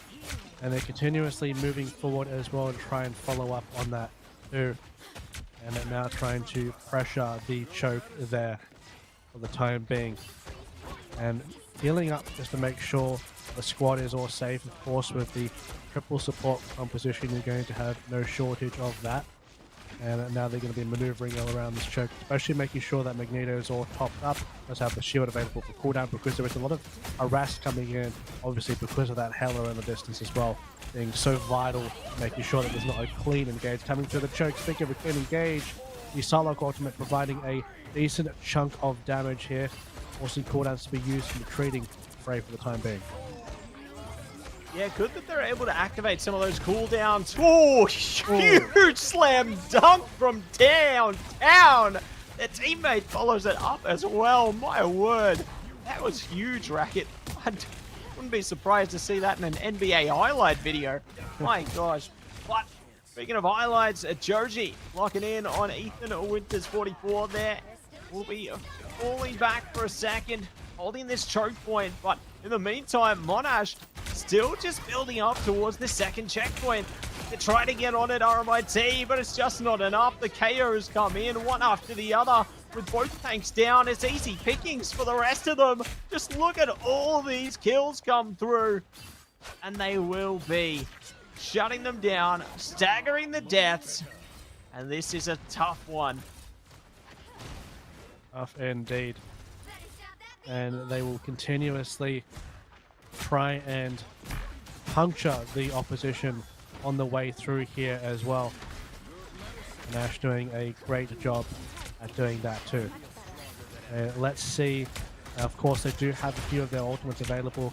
A few of their support ultimates at that as well, so they're very good at maintaining these very useful cooldowns, and they're not putting the pressure off for the time being. And they're just sailing with the wind. They're just not having to use any of these cooldowns and just using the resurrection in there in conjunction with the Magneto shield, embracing Adam Warlock's power at that and showing the DPS potential on the front line too. Oh my gosh. Trying to nullify line of sight, maybe with that ult, but speaking of huge stuff coming out, the Hela ult just shooting straight through there.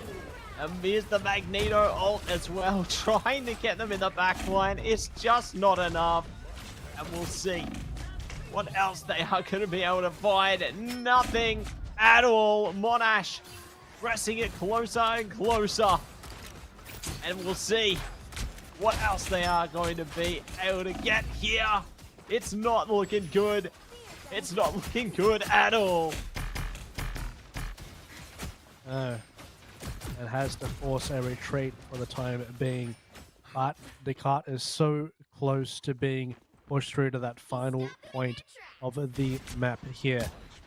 A lot of resources have been expended, have been used in the previous fight, so just trying to simmer down a little bit for the time being. Maybe look for some picks, trying to charge up some ultimates to get that deal breaker to launch themselves into victory for this map.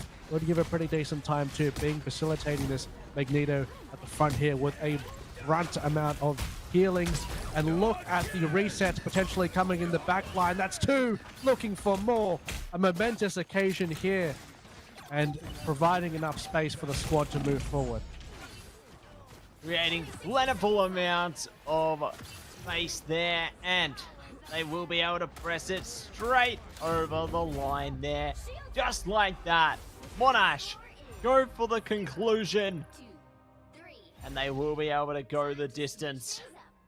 Now it's RMIT's turn. Will they be able to deliver a similar result? Will they be able to deliver a better result? They are certainly going to be tested as the side switch here, Racquet. And I am so curious to see what they can bring to the table. As you can see, their composition may have some changes.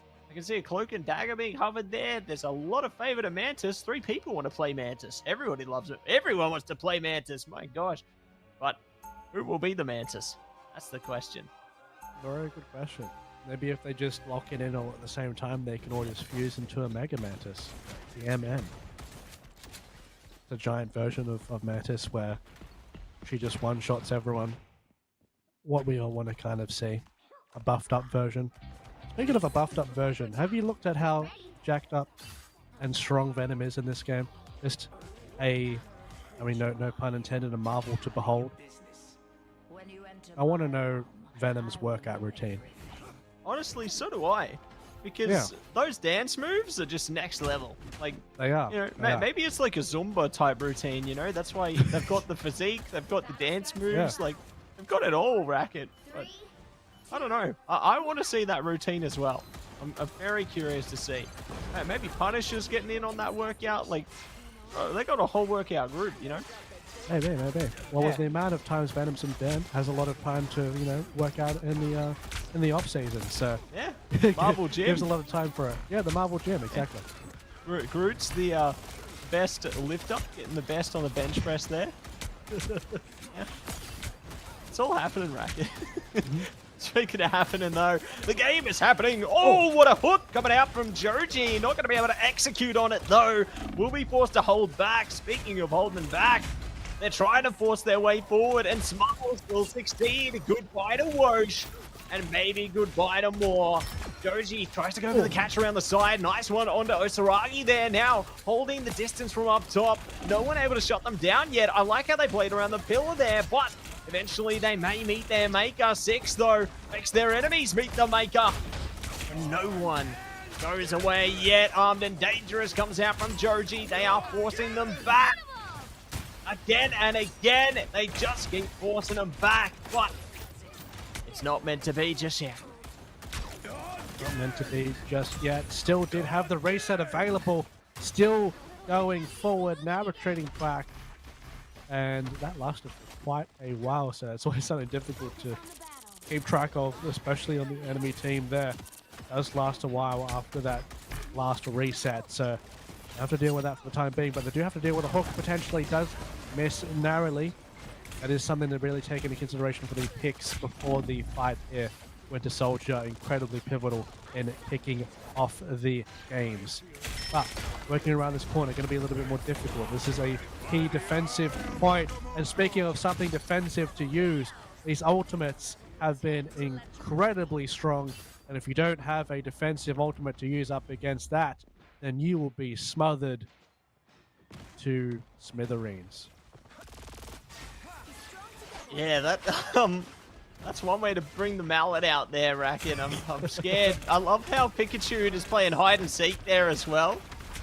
Just holding back, hiding behind the pillar. And then they say, "BkWhatOCE, I see you." Speaking of, Six is here to say hello. Trying to see if they can get someone in the back line. A good shield from Doctor Strange there. Going to be held off.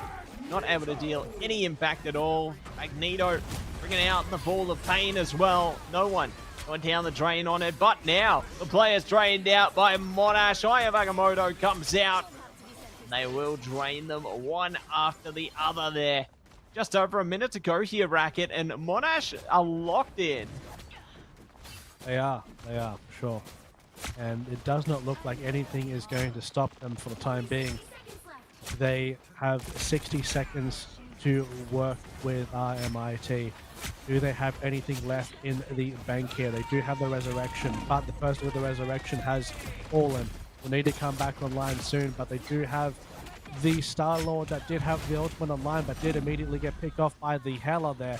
Still there is a response, still there is a little bit of a light at the end of the tunnel, but it's not coming easy. It certainly isn't. It's taking a lot of work there, and we'll see if there's going to be more work on the way as well. Armed and Dangerous going to be on its way through at any moment here. Curious to see if it is going to be one for the ages.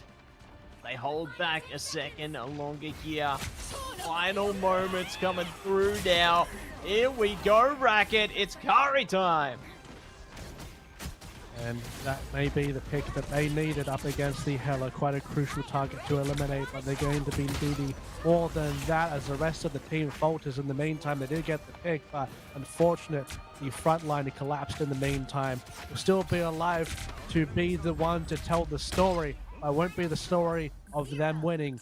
It'll be the story of Monash taking it home there. Very good job from them, and a very decisive victory coming through, and an epic win 3-0 on that last map, not showing any sign of weakness.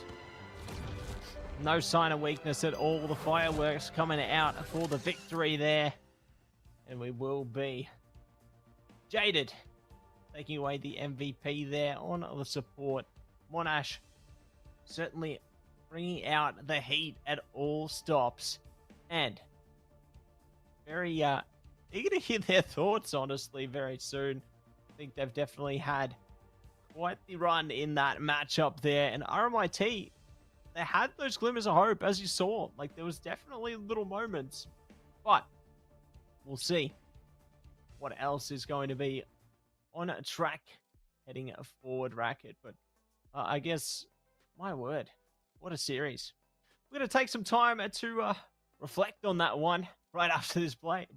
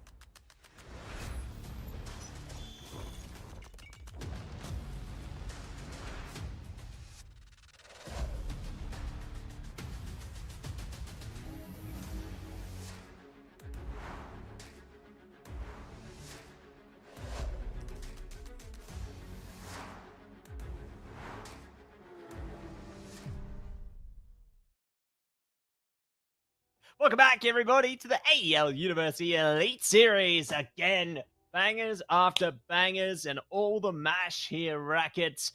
And it's time to get into another banger of an interview.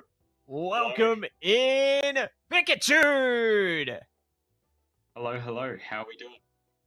Oh, fantastic, mate. It is a pleasure to have you on this evening, and we have got all the things to ask you and all the thoughts to deliver. But first and foremost, I want to pick your brain. What was the thoughts behind the Adam Warlock ultimate on the enemy spawn there? I'm very curious. Okay.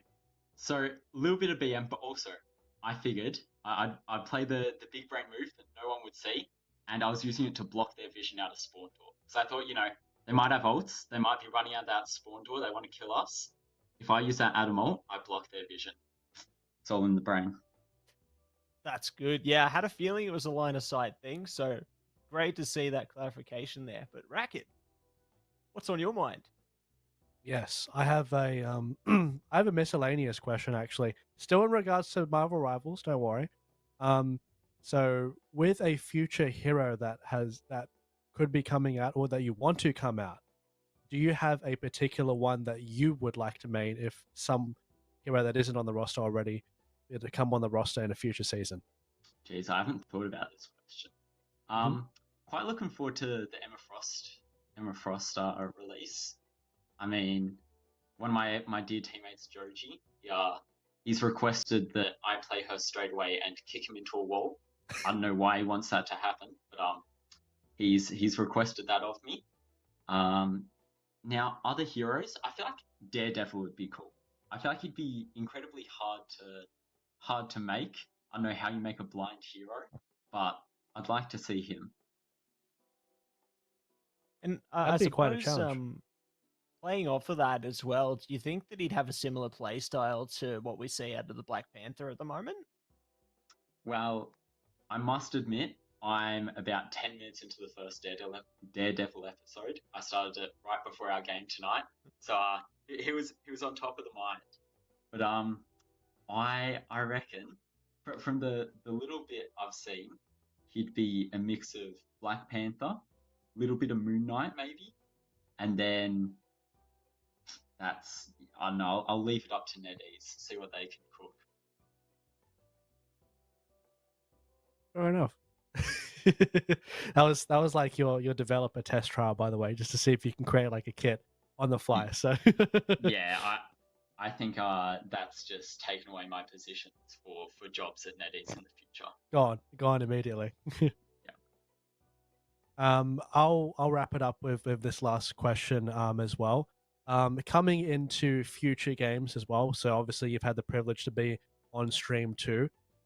I'm just wondering, just from this kind of angle as well, do you save any picks to say, like, let's say you end up making out later, that you just have something kind of like left in the bank to say, hey, this is like our nuclear bomb? Or do you just kind of play at your own kind of like style and just say we'll practice kind of like this one to make sure that we're comfortable?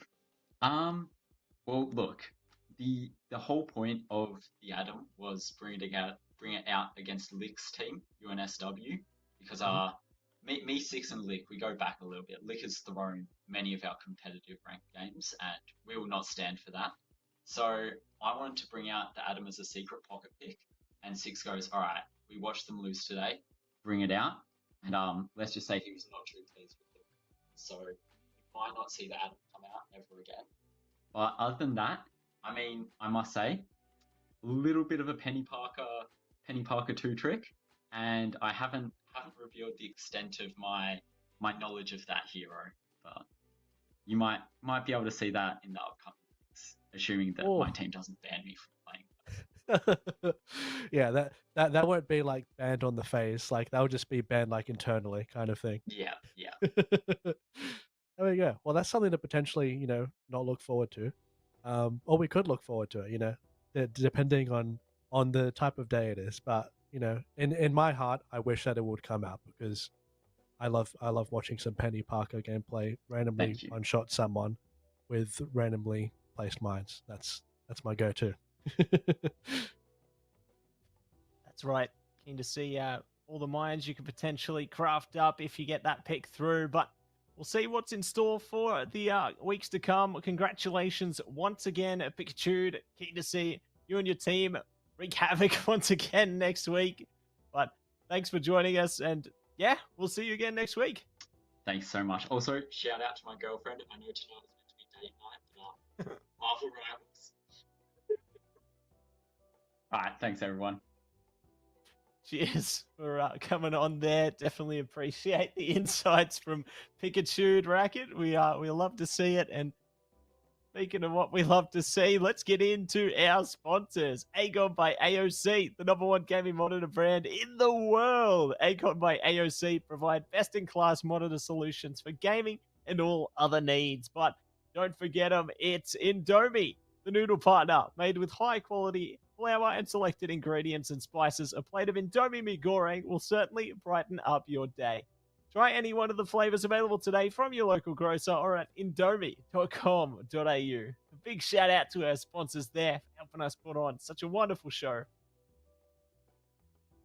Yes, big shout out to them indeed.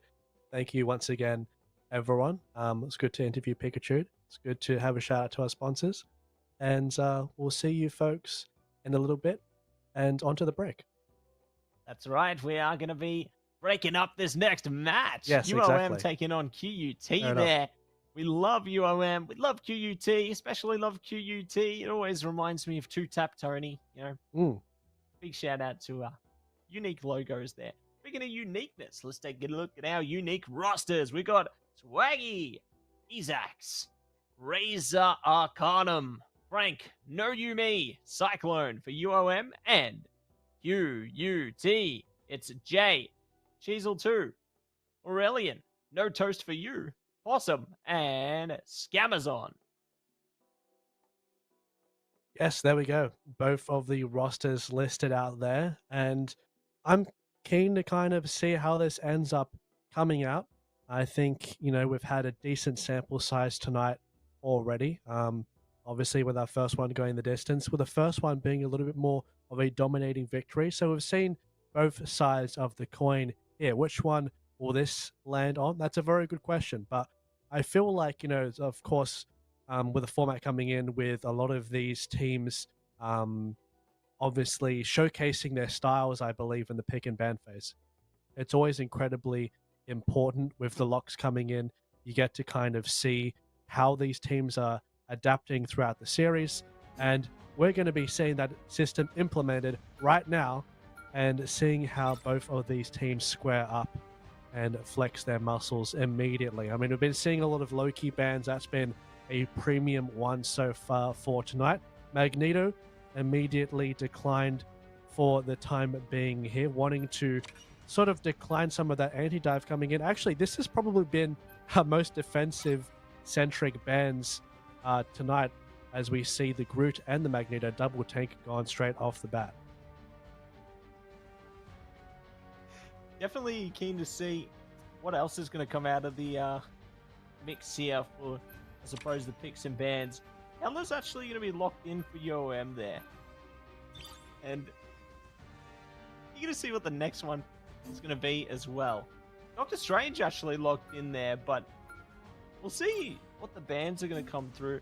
Because I like the hovers that are coming out there. Adam going to be banned out is a good one, but what else could follow? The Thing. We saw a lot of Thing throughout the other series thus far, so curious to see what the alternatives are, I suppose. But now seeing some of those hovers switched out, Scamazon could potentially be on the... oh, nope. Not going to see Black Widow at all. Nope, it's going to be straight onto the Hela. And that's followed up on both sides. I think one thing to take into consideration for this game as well, with these tank bans coming in, I think Wolverine will be incredibly powerful. Does not have the Magneto shield to worry about. It does not have to worry about the anti-crowd control passive of the Thing incoming too. So Cyclone can get a fair amount of damage done here against Doctor Strange and Thor. A very, very favorable matchup for Wolverine. Of course, you still do have to worry about two of some of the best anti-dive DPS in the game, of both Hela and Namor locked in there too. So certainly they're going to be providing a lot of the utility in it coming here to make sure that Cyclone does not end up popping off so hard. But I mean, already, I mean, it's kind of a cool dynamic that we've seen in the series that we are seeing the Thor now because of the tank pool being pinched significantly there too. Here we go. Jump straight into the fold now. Holding back for a second here. Good that they're prodding each other out, like slowly but surely here. They're not directly engaging just yet, but they are going to be holding back. Let's see if they can manage to take a bit more control here. With little jabs coming forward, Doctor Strange taking a bit of punishment though. It's going to be problematic. Let's see. They can manage to find more with the Namor Spheres there. Definitely good to prod down some damage. Ooh, close one. Doctor Strange does go down though. And we could see Thor follow. There it is. Chisel getting control of that one. Trying to wrangle their way through to take this point control. Halfway there. Living on a prayer. Wolverine goes as well. They are looking for more prevalence. That they will find. Ezax is gone. And with their particular team composition as well, especially with the Namor having this defensive capability here for the first fight, it's going to be absolutely monumental for them. They will have a lot of space to get their poke down through. And this is exactly their ideal way of play for the time being. Resources available here, especially their defensive one, would be very advantageous here. Of course, that is the same situation for the other side of the team here too, especially going up against this choke point. Very important to grant safe passage to make sure that they can get through. But the ultimate has been proc very, very early from Cloak and Dagger in a very aggressive manner to make sure that that question is answered quickly.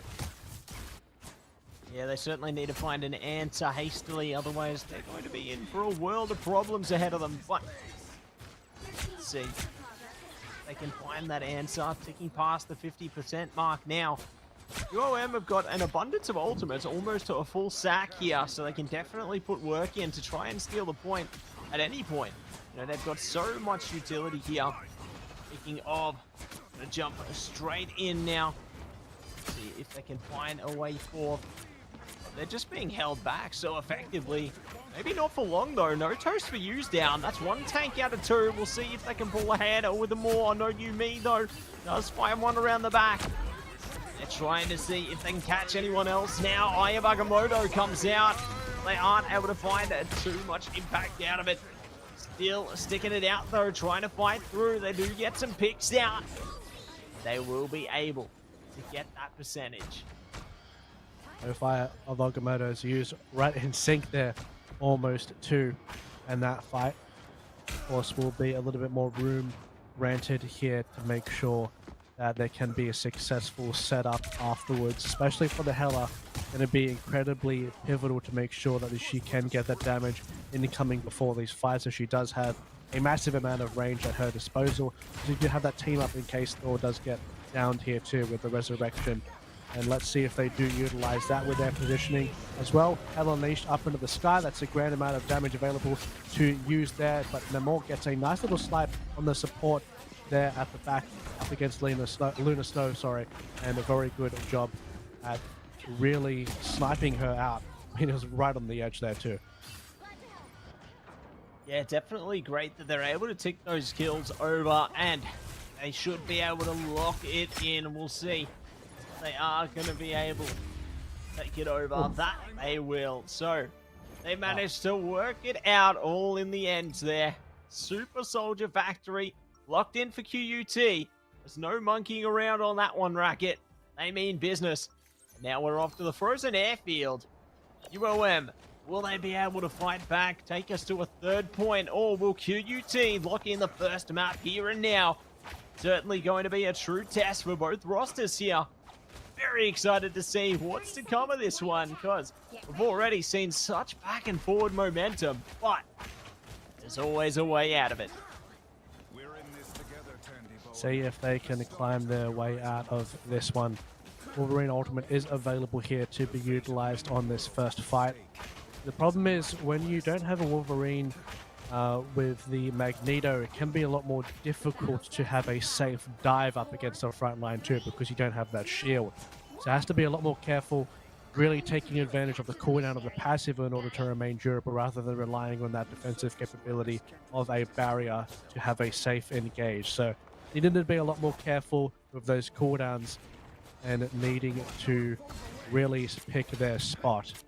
This first fight, of course, will be pretty useful coming in for the side that favors the defensive composition here with the Namor, especially really utilizing those turrets on the side. Such a great position, and it does a high amount of DPS there, especially up against an oncoming diver who will face the full brunt of that force. Face the full force there, but they are able to get away from it. Ooh, big pick coming out from Wolverine. Oh, so close, and they do lock it in. Gonna be bringing it back though. Nice team up ability, does bring them straight back. So that's just so unfortunate for UT there. You know, they try and press them away, but I guess that's the nature of the game. You know, with the Thor and Hela team up, they can just bring each other straight back based off kills there. So definitely dangerous stuff ahead, dangerous times. We'll see if UT can find a response now though, considering they can play just off the same team up as well. But they are going to hold on to the point for UOM just for a little bit for now. UUT looking to smash it through though. I like this little flank from Jalen as well. Trying to see if they get damage. There it is. This is massive. They have ult available as well here, so they might be able to play off that. Just look at all of that. It's just huge.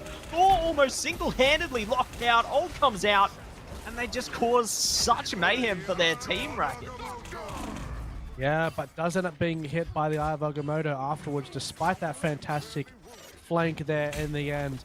A lot of the team did push forward up against the rest of the squad and really utilized the missing avenue of that peel too. So even despite getting that pick at the start of the fight, it wasn't granted a little bit of an easier access towards the back line too. So really need to be taking a careful look for a lot of these fights, because Namor is going to be a key for the peel here. We'll have to use the shift. Thor is going to be right behind in conjunction with the Hela, really not giving any room to breathe here. And now pushing forward, as we can see, ultimate is available here for the Hela. Does have the opportunity to use it. Now that the Lunar one is used, does have an opportunity to respond. The responses, Wolverine responding, does get caught out though by Thor. Nicely done to keep them out of there. Both Thor's going to be getting some action through, as a matter of fact.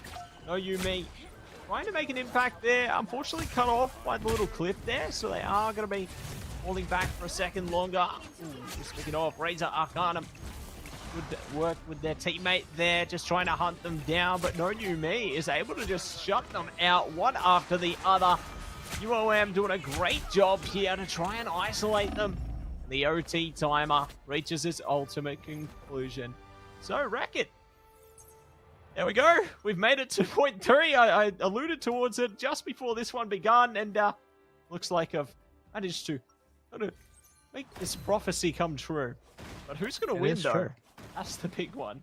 That's a very good question. I mean, this game has been very chaotic, and I think it's kind of due to this more aggressive kind of sack team fight playstyle opportunity that both the Hela and the Thor team up enables as well, especially when if your Hela is popping off, you just basically have a free resurrection of one of these fights, right? So it's something to take into consideration for a lot of these incoming fights, because if your Thor over aggresses but your Hela does end up getting these picks afterwards, then she can provide a massive amount of utility, because it just feels like you're on horde mode up against the enemy team. Horde full of Asgardians at that as well. And speaking of a horde incoming, if you want a horde to be summoned, what better way to do it than a Doctor Strange portal being used to get there nice and early. The horde is out full effect there nice and early and has the opportunity to try and engage a little bit early here, or at least take advantage of the high ground.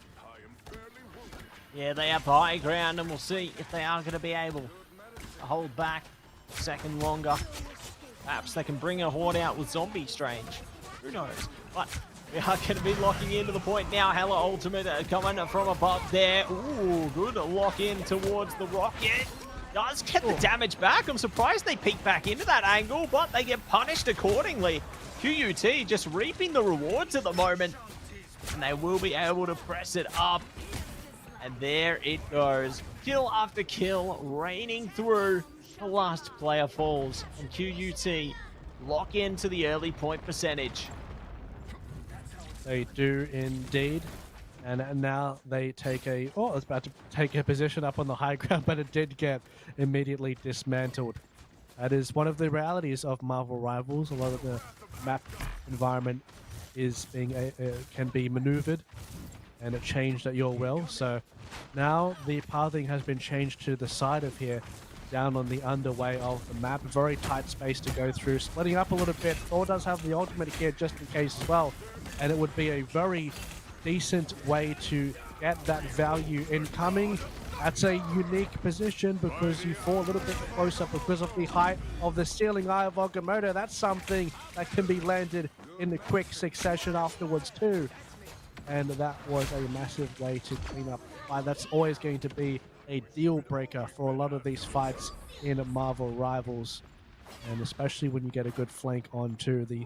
Or it looked like it was going to cook for a little bit, but it result in a little bit of the team being exposed afterwards, trying to renegotiate their position. Eye of Agamotto came through as well with a massive amount of value. So incoming for this next fight, you know, just because of that ultimate needing to be used, nothing else needed to be used as well. So still has 2 ultimates left to be expended for this future fight, even despite gathering the point of the previous one. Yeah, it's definitely a tough one, isn't it? See if they are going to be able to find a way back into this one, though. Point percentage starting to build up once again. 40%. Ooh, nice. Good hook coming out from Jalen there. Almost manages to bring something back. Hella's ultimate coming out. And No You Me looking to go for the squishier players. The healing just too great at the moment. They're not able to find the impact they need. Ooh, almost catching it in the end there, but they will be able to fall back once again. Damage coming through from Rocket there. This is a tough one. And the Eye of Agamotto comes through as well. They're really trying to pull out all the stops here. See if they can take somebody out. A Wolverine, the one to slice and dice. See if they can splice them together. One player stands in their way. It's Thor. Try and get out the door. But they will be forced back in. No You Me. Good stagger kill there. They're going to have to wait a lot longer for UT to try and get back on the point here. And that will definitely mean quite a lot as well as we are heading towards the upper end of the percentages.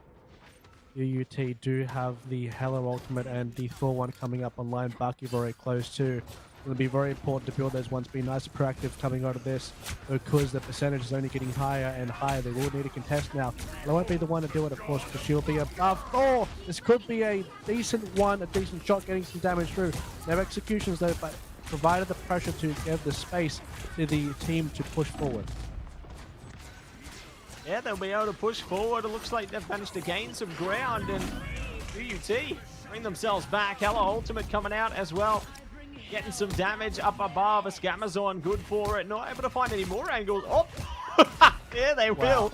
That's lucky. They're finding all the kills. Scamazon, hello, goodbye to all the enemies who try and fly by. Quad kill coming out for Scabbers on there. They run the track and they are looking to fight back. The percentage is almost there. One more fight with the portal will be what we see here, Racket. Here it comes. The final site lockdown. It's a spooky sight. They're right on the high ground here. Spider-Man, the Spidey senses are tingling. Can he detect a win? He detects a potential one-shot, but the Cloak and Dagger escaping by the skin of their teeth. Nice use of the cooldowns in the midst of that. Cloak and Dagger will now be using their ultimate on the point here. That's going to be pivotal for the survival of their squad. Speaking of survival, Wolverine, the adamantium healing factor better be kicking in if you're going to survive that. Eye of Agamotto will survive for the time being. This is very, very chaotic for both of these teams. I know that desperation is in play here because they're both locked in at 99. If I get hit, it's gonna hurt. Try so hard, and they will push it far. OT timer trickling down though. They try and tap the point, but it's just not enough. UOM lock it in, and they will be able to achieve greatness, taking their first map in their favor. What a way to get it done there, Racquetz. We thought QUT might have something to build up towards there, but UOM deliver the result in the end. Razor Arcadum on the Thor, going to be the MVP this time around. And Aurelian Uwu on the other side, the SVP this time around. So definitely big impact on both sides, and curious to see what else lays in wait for us heading into map 2, because that was just such a tight matchup. I really thought after the quad kill from Scamazon, we might see QUT take it, but UOM, they just double back, deliver the perfect outcome there, and really kick QUT down. Yeah, it was great. It was great in the end. I mean, we saw how much this kind of very aggressive Thor playstyle end up, panning out there. I mean, we saw, 8 deaths. That's the most on the team, but just absorb so much pressure, had a lot of medals to facilitate that afterwards. And when you have a tank that is obviously facilitated by that resurrection afterwards as well, that introduces a completely new dynamic. It unlocks a different game for your DPS players, for them to now find different angles that they hadn't found before, because of course they're dealing with a Thor that is resurrecting in their backline because of the follow-ups that's coming afterwards from the Hela. I mean, both of these teams really utilize the Hela. This is potentially something that's going to be a tail of the tape for the series as well, right? So, I mean, we've already seen quite a different type of game for this match than our previous ones. I mean, we saw a bit of the tank pool end up being pinched off, obviously, with the Magneto. Doctor Strange is always going to be something that's going to be there. Something that can potentially be, banned too in the future if need be. I don't think it will though, but still, it does introduce kind of that different dynamic with this Thor Hela comp as well, with how aggressively they were kind of playing it there in the end. I mean, it was neck and neck between both of those teams. Like, let's not forget that kind of element. But, in a very chaotic type environment, this is when these type of, team comps thrive. Now we're going to be going into a format that's going to slow it down a little bit. We're going to be a bit more methodical. We're going to be based on the setup. How are we going to path onto the attack here? How are we going to defend this safely? This is not just all grouping up on the same point, having a close range brawl. This is going to be a little bit more tactical. So how both of these teams deal with that, we're going to find that out quite soon for both of these squads. I mean, we've seen previously in the series tonight, Matty, as well, that the first and the second map, they can be completely different with the shades of colors that these teams can show us as well. So it's very exciting because it means that we can see a whole almost completely different team style too. So I'm just waiting here, mate, waiting for the band phase to come up. But I'm like, okay, what's going to be the difference here? What type of chameleon is going to be changed? What color are we seeing here? Yeah, that's the thing, isn't it? Like, what color could it be? We've seen all different colors. It's a rainbow chameleon.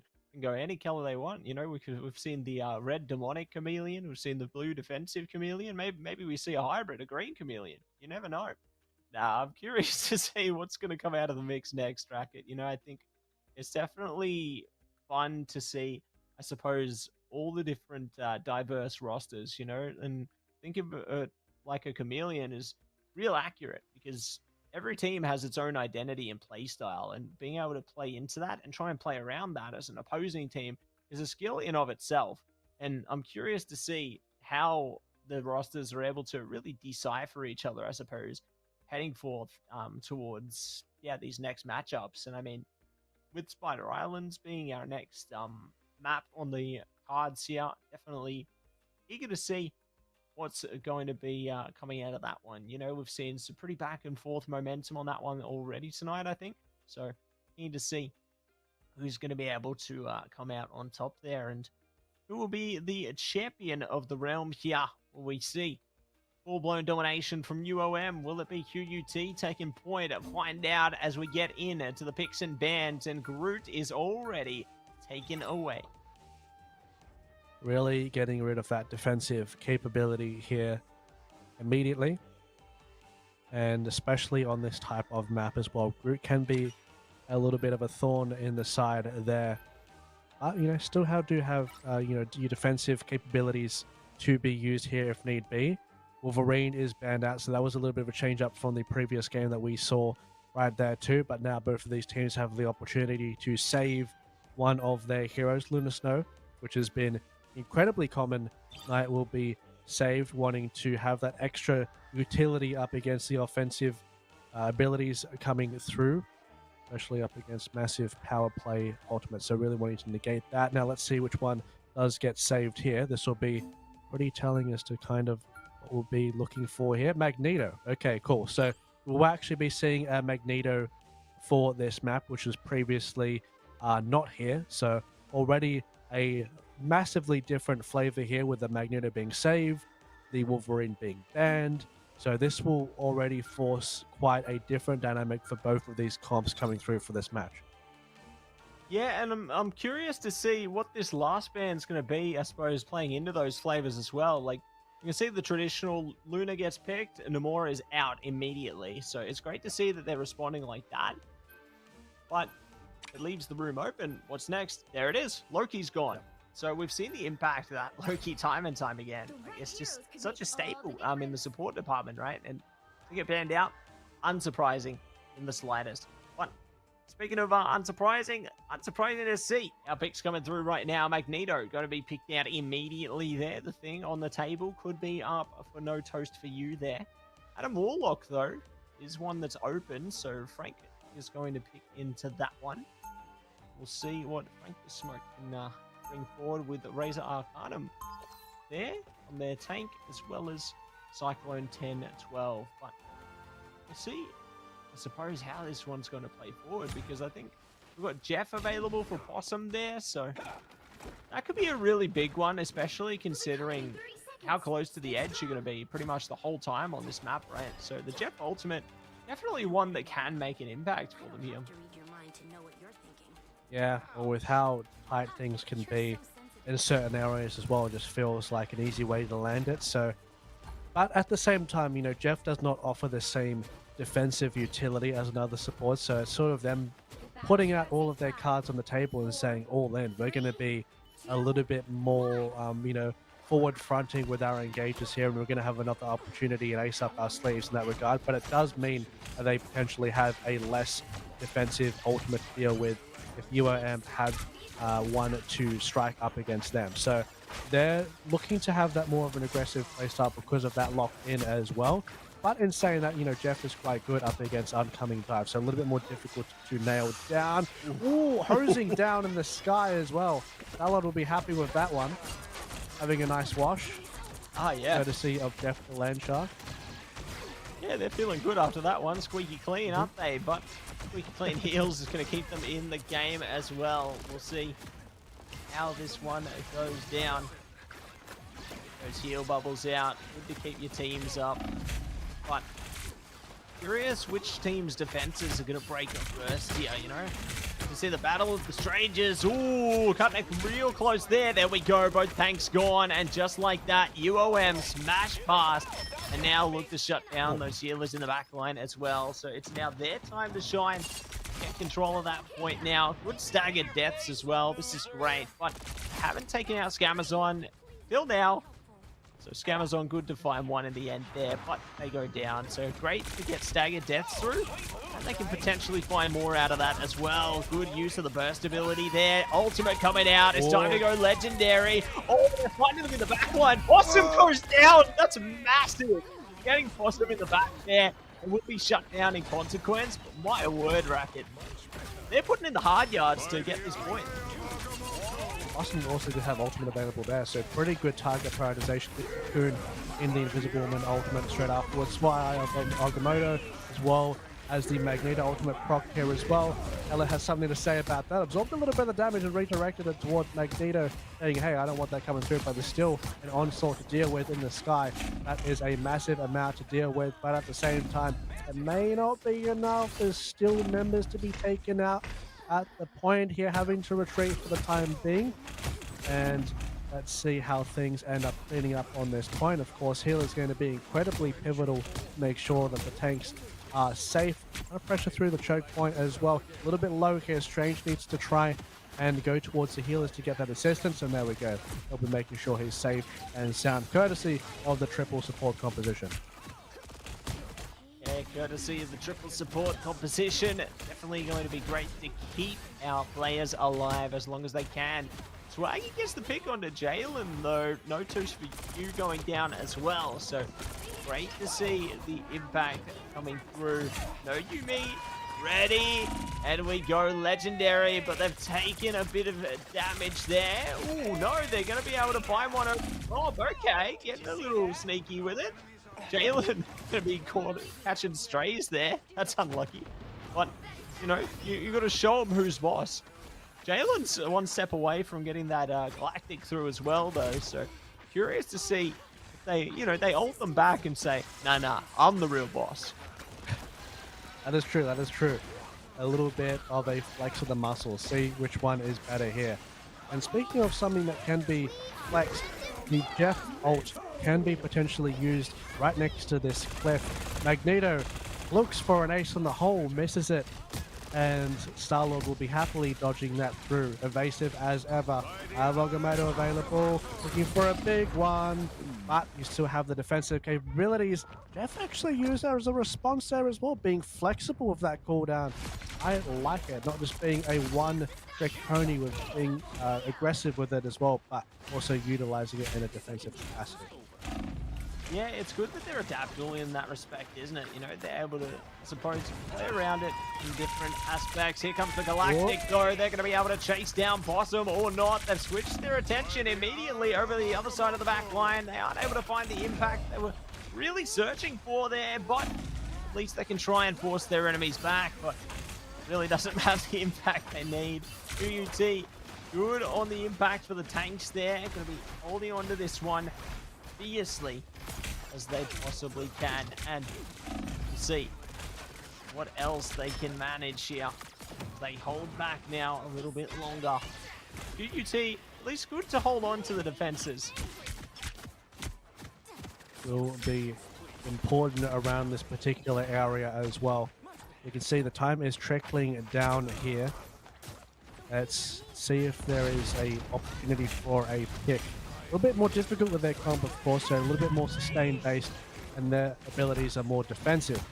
Hell will be unleashed here. Hella is in the sky, providing a massive amount of damage. A little bit difficult to puncture through the triple support composition, however, and will be immediately followed up on. It was like a herd of rampaging elephants on a stampede, getting that pick immediately after she fell from the sky. Very good target prioritization.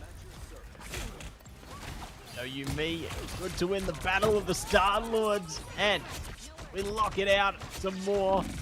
They find a few more picks over the horizon. No Yumi, good to take control there. Ooh, close to strolling in onto the Hella as well. Good night. They're looking for more. They're unstoppable, Racquetz. Wow. They are just pushing deep into it right now. My gosh.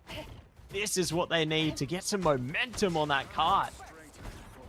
A nice tracking, especially in this type of composition as well, with being the only DPS available, needing to take those aggressive plays because that's going to be a result of them pushing forward as well. So not scared to make the hero play in that situation because that's what they kind of need to do here, having the 3 supports and the 2 tanks available at their disposal as well, needing to create that space for themselves and the team upcoming. But there is not a lot of space to be made in such a tight area such as this one. The Magneto trying to get a pick over there, but ends up getting blocked through. This is a very deadly position right over here in this corner where both of these walls meet, as these very close range abilities can be utilized to their fullest, but the kill feed is lighting up in red. Lighting up in red and no signs of a blue here. Little time remains. Little distance between them. They propel this point all the way to the edge. No contest yet. Someone on it. There it is. It's Jeff. AYABAGAMOTO comes out. This could be the comeback they need here. Oh, the Magneto ultimate from downtown. They're going to be able to shut down Possum. And look, that shut down even more. It's another AYABAGAMOTO. And they find the impact from it. Exactly what they wanted. And it's over the line. And that was the tough thing as well, Matsy, that you still had the Adam Warlock ultimate to deal with, even if a wipe was successful as well. So they did have that trick up their sleeve there too. But they managed to get through to the end of the map there. Nice stuff.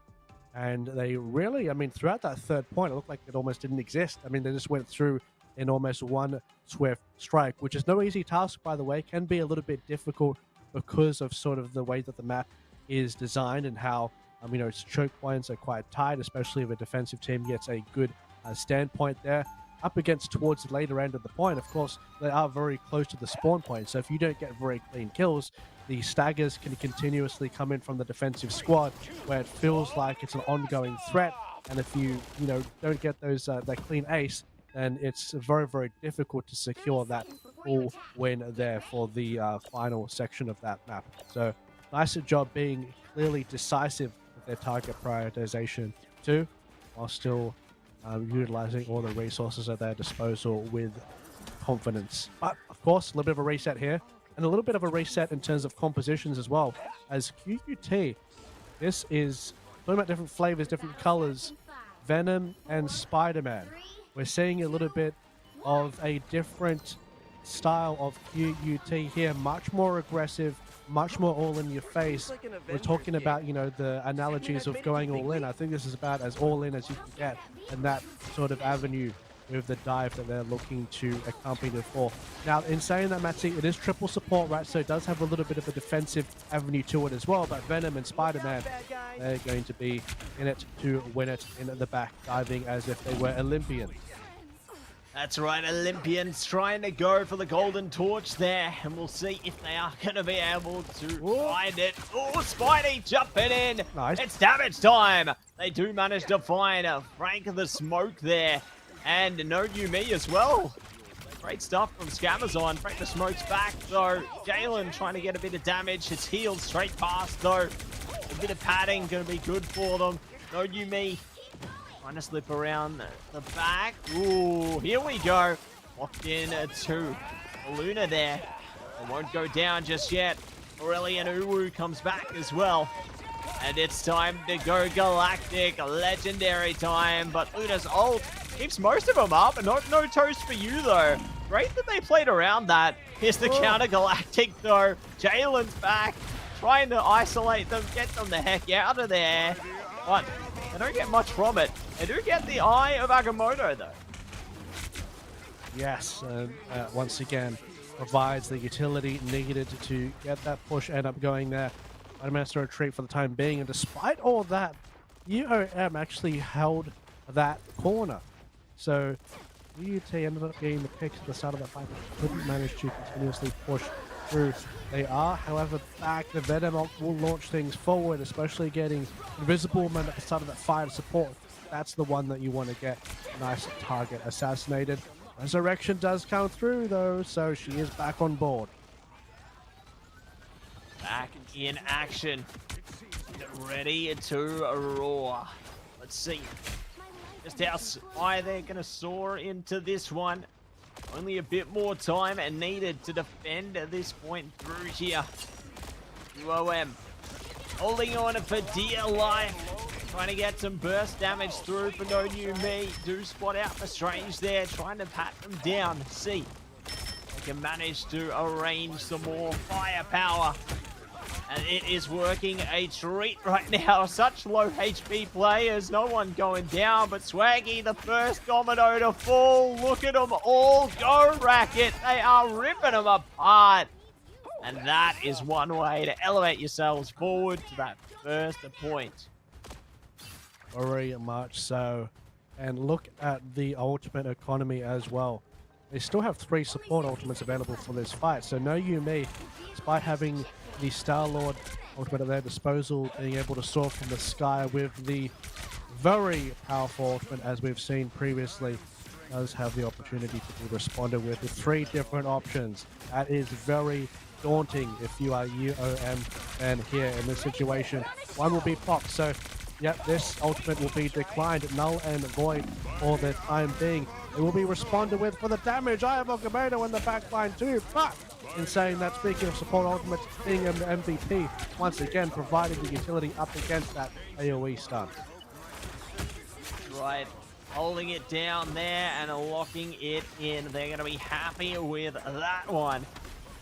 We'll see if they are going to be able to find it more. It's a battle. Oh my gosh. They're just locking them in the corner there. What is going on? There we go. They're taking down Scammers, staggering out that respawn and looking to see if they can earn a bit more out of it. It's time for the Galactic to activate. No, Jalen forced back by that ultimate. That's going to be a tough one, but at least they're alive, eh? At least they are alive. That's the main thing at the end of the day, especially in this type of game. Every single member of the roster is very highly valued. I didn't say that resurrections, that comes in handy too when you do have that inherent disadvantage, which both of these teams managed to have access to the Adam Warlock. But that's a pick at the start of the fight. One of the Star Lords gone for the time being, especially one of the ultimate that is back as a result of that resurrection once again. So incredibly important for tempo at getting back into the fight. Back into the fight and not ready to say good night. We'll see how they manage to rip this one forth. No, you, me, good for one. Traded back by Scammers though. And they will be able to get a couple on the chop there. Laggy trying to press past this Luna ult. Just not happening for the moment. Time trickling down. We'll see if they can manage to build it back up. Cheezel, hello, looking for the portal. This could be a good one. Let's see. What? They can get it. Ooh, this is good vision. BkWhatOCE! Oh, it's massive! And the impact is following suit. My word. That was a absolutely instrumental ultimate. These are the type of plays that make or break your game.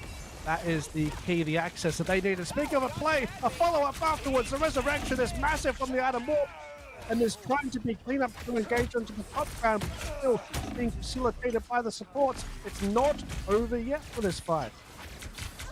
It's not over till it's over, Racquetz, and they will deliver power into these fights here. Let's see who's going to be able to bring it back now. Oh, Magneto slam! Knock on it too! Both supports go down, and more enemies follow. This is exactly the momentum you want. Heading towards this second point here.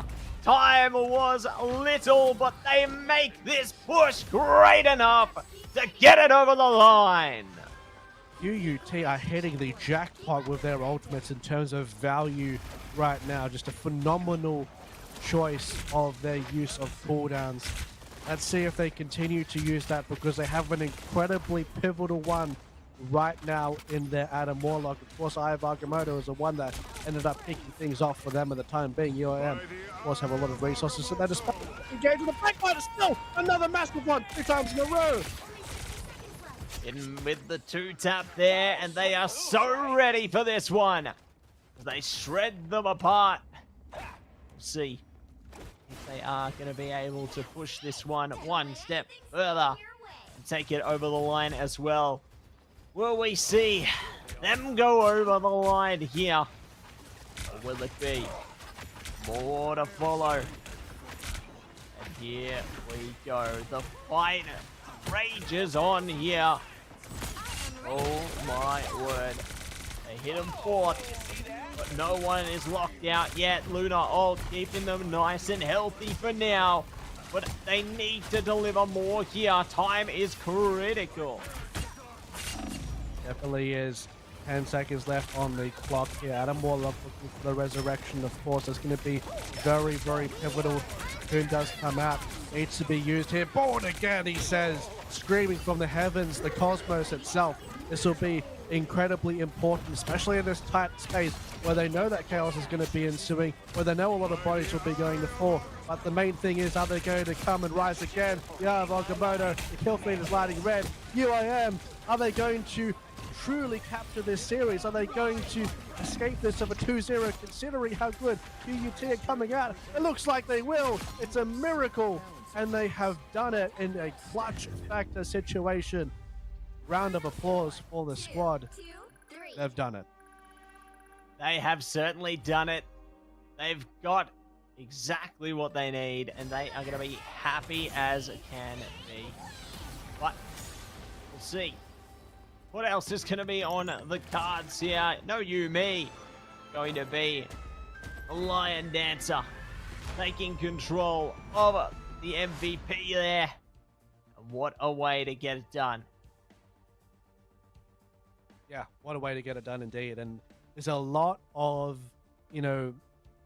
pride, riding on this, right? Especially up against the mirror matchup. A lot of these fights were going in quite a similar kind of vein, right? It's quite a similar tale of the tape of the winning conditions for both of these teams. No, you may, considering kind of the format for both of these squads, the DPS is so incredibly important, right? Because that's going to be your main primary source of damage, because your teams are actually a little bit more defensive. You have a lot more defensive ultimates to work for, because obviously the triple support foundation that you have. So this is something to take into consideration. And both of these teams, obviously, you may utilized it in a peak fashion, getting the MVP. Very good series, despite being, a 2-0. That last bit was an absolute nail biter indeed. Yeah, it was a really close one, wasn't it? I was getting a bit worried, heading towards the end of that one there. I was thinking, ooh, who could manage to take it away, But ultimately, we did reach the conclusion in the end there. And it definitely goes to show the hard work paid off. We managed to really make waves here. But speaking of waves, let's make some more waves right after this break.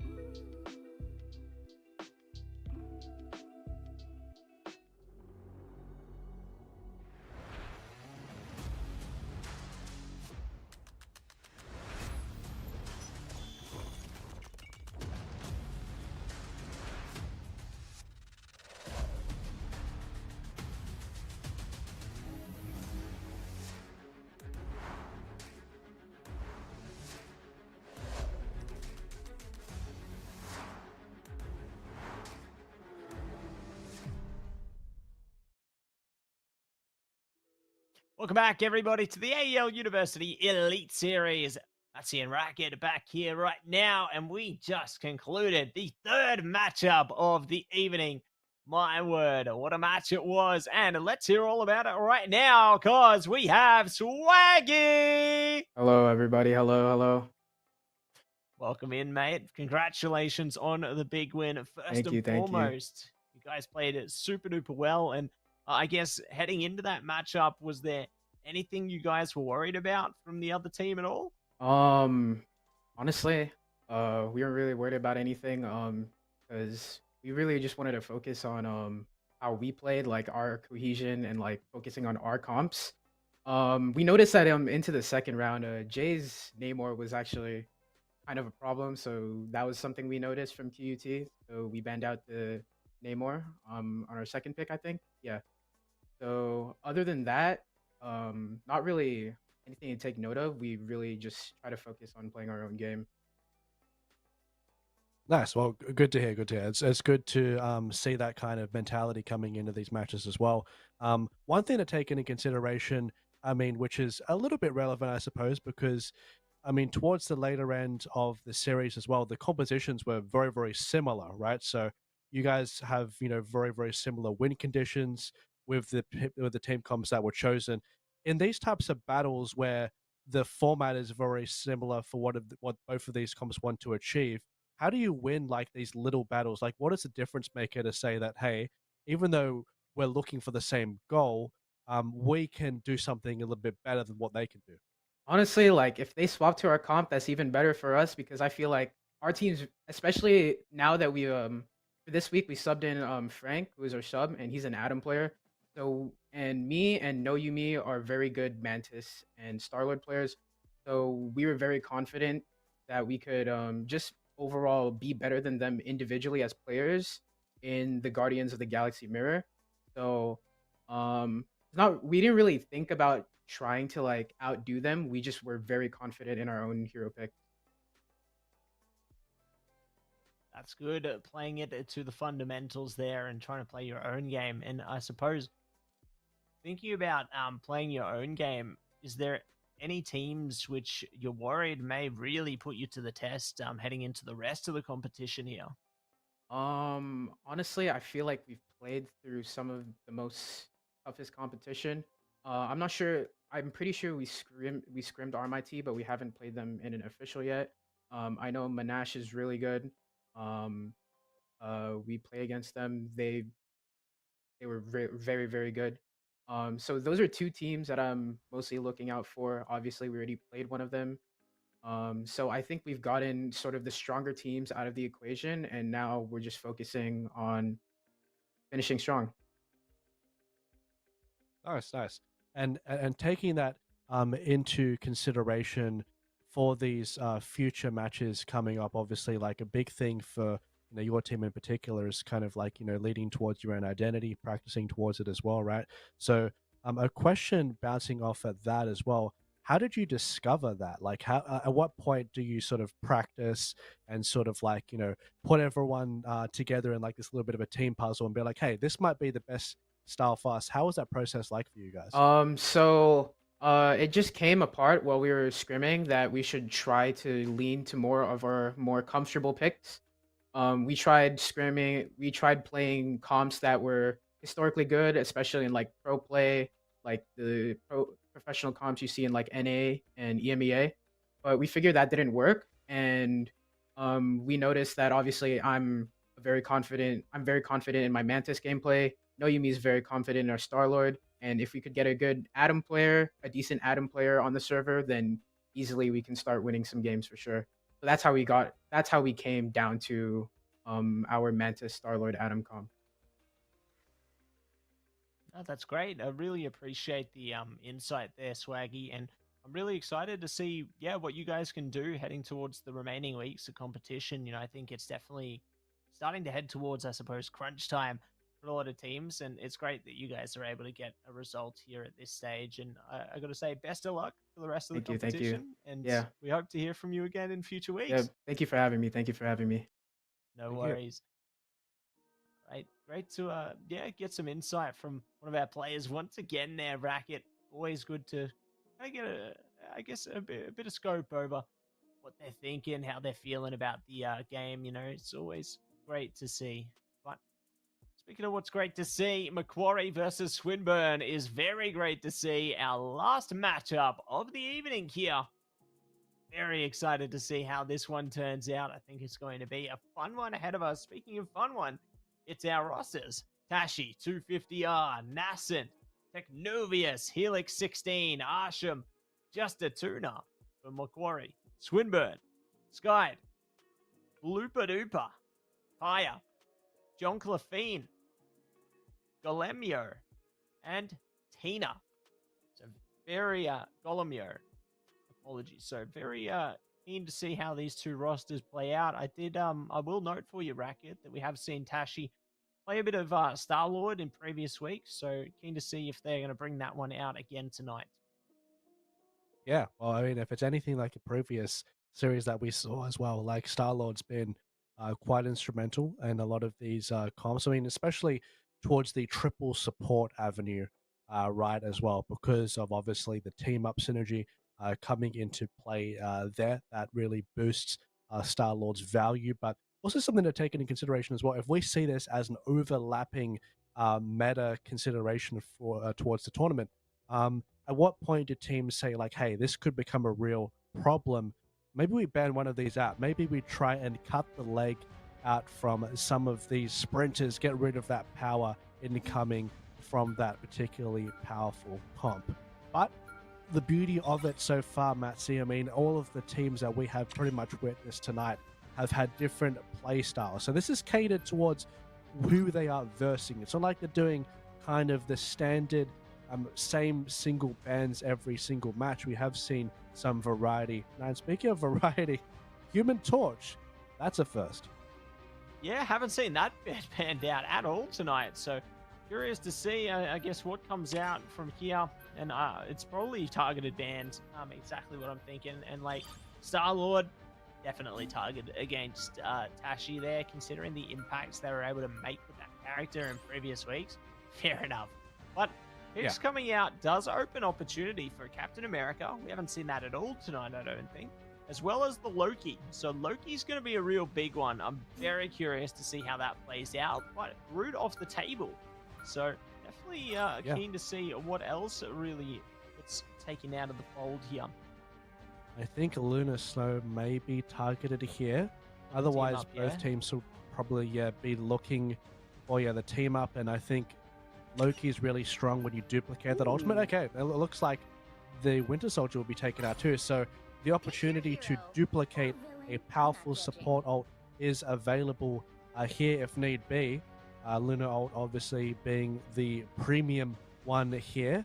So let's see if that combo is locked in to secure that. But Captain America, I mean, Captain has been slowly gaining traction throughout all of these micro buffs that he has been receiving, right? He's a lot more clean and concise to play than what he was previously. I think one of the more underrated buffs is him being able to jump and shield at the same time. Feels so much smoother to play as a Captain America player. You probably, if you don't play Captain America, like, okay, what's he spitting this nonsense? But hey, if you play Captain America, you will realize how much of a useful buff that particularly was. It just makes him so much more smooth to play through as a main tank, especially having as many gaps gives him opportunities to deflect an Iron Man ultimate much more easier as well, be flexible to dive towards the backline with the shield in hand. But in saying that, of course, another pick taken into consideration that we haven't necessarily seen so much, the Hawkeye. So a character that can really set the pace in these early fights, Matsy. Those the ability to get these long-range picks can be kept into check if you don't have a lot of shields to deal with. Magneto is there, though, to do some blocking. Will that be enough? Or will the sniper shots come through courtesy of the bow and arrow of Hawkeye? We'll find out soon. Certainly will, as we jump straight into the fold now. The more damage coming over the top there. Sky locks out Helix, so that's going to be a good pick. And trades coming back as well from Tashi. locked in on the Hawkeye this time. Mission Ooh, accomplished. close one. For now, Almost anyway. locked another player out. So good to find early impact there. They are going to be hunted down by the thing though. But they will get away. Assonley does manage to go down as well. So Swinburne, good to lock down the early point potential here. Curious to see if they can keep it that way though, because the captain is on the move. Definitely is. Now going towards the back here, looking for a flank. Let's see if they can provide some space here for the Hawkeye so he can get some clear shots in, but it's being focused down immediately. The supports are helping out to make sure that he doesn't get one shot through. Does have the shield to deflect some of the incoming shots there as well. The thing, getting a massive amount of AoE damage here. Clobbering time may be procced pretty soon, considering how much they were in the fray, hiding around the camera here, the corner here to get some value too. Potentially, here it is, launched up into the sky, but support ultimate follow. Following up in a lock it in, and they will be able to find plentiful potential here. Spider-Man being a nuisance on the point though. This is great because it keeps their team in front of the percentage here. Picks them up to 68% there, so well done to the Swinburne side for holding on for so long, but well done to Macquarie managing to gain control. Curious to see how Swinburne respond now. They've got the Namor ultimate, Loki as well as the Magneto there. Speaking of taken down though, Luna, good pick from Tashi, looking for more. Hawkeye, the ultimate available too here, so can play around that if they need to, but for now, it's just a battle of attrition. Definitely is, and that comes down to the ultimates that will be coming down, which will be an even bigger battle of attrition. And this is an ultimate to survive in the back here. The ultimate will be used to dive through onto the Lunar Snow, being pocketed by the Magneto and being facilitated by the Thing in the back here, healing as well. You love to see it, the supports being peeled for. You must feel very special in that scenario there. America very, very low, gets eliminated as a result of that as well. Nice positioning there, great awareness to make sure that Cap does not come home with the flag. And let's see if another response can be engaged onto the point. A nice response with the support ultimate of Luna will be always appreciated though, to make sure that everyone's nice and safe. Yeah, better safe than sorry, and they certainly will be able to play through that. Hawkeye ultimate activated though, does find Kaya. Actually taken down, however. Good trade back here from Swinburne. But Macquarie still in the lead in the percentage department, at least for now. See if they can hold on a bit longer. Being so cheeky on the point there. Their team now back. Here comes Luna with the ult as well. Keeping their team up as long as they possibly can here.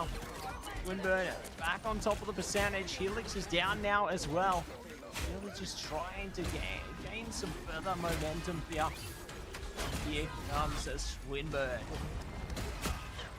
Getting a lot of value, hitting a lot of the opposition there. The Thing gathering their ultimate in quite a quick fashion, being facilitated of course by Magneto if a need be. Shield is available too. Hawkeye trying to get a shot. There we go. Loki snipe. That is the right one. That is not a clone. Real Loki has been stood down, and now it will be an engage looking to be forwarded by the Doctor Strange themselves. I have BkWhatOCE. This could be something to kick things up. Launching themselves into the sky and getting two vital targets at that. Assassinated within a blink of an eye, and that eye happens to be wrapped around the necklace of Doctor Strange. They will be able to find momentum with the necklace of Doctor Strange as they arrange a first point in their favor. The Eldritch Monument and into the frozen airfield, we will see more results yet yielded as both teams prepare themselves for battle. Who will be the victor? Who will be taking second consideration? It all comes down to this racket, and I'm already liking what I'm seeing. We've got Storm from Kaya. It's going to be a dangerous time ahead. I'm curious if that Storm's going to work out.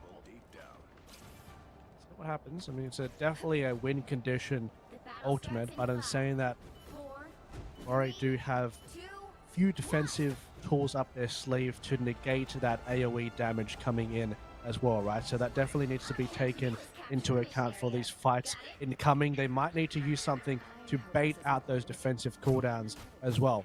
In saying that, those aren't available just as of yet. So if they can strike, they better strike now before that problem ends up rearing its head.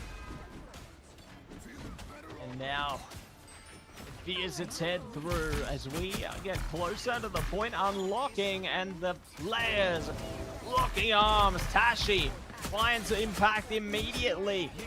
Loki down, Strange and Luna follow.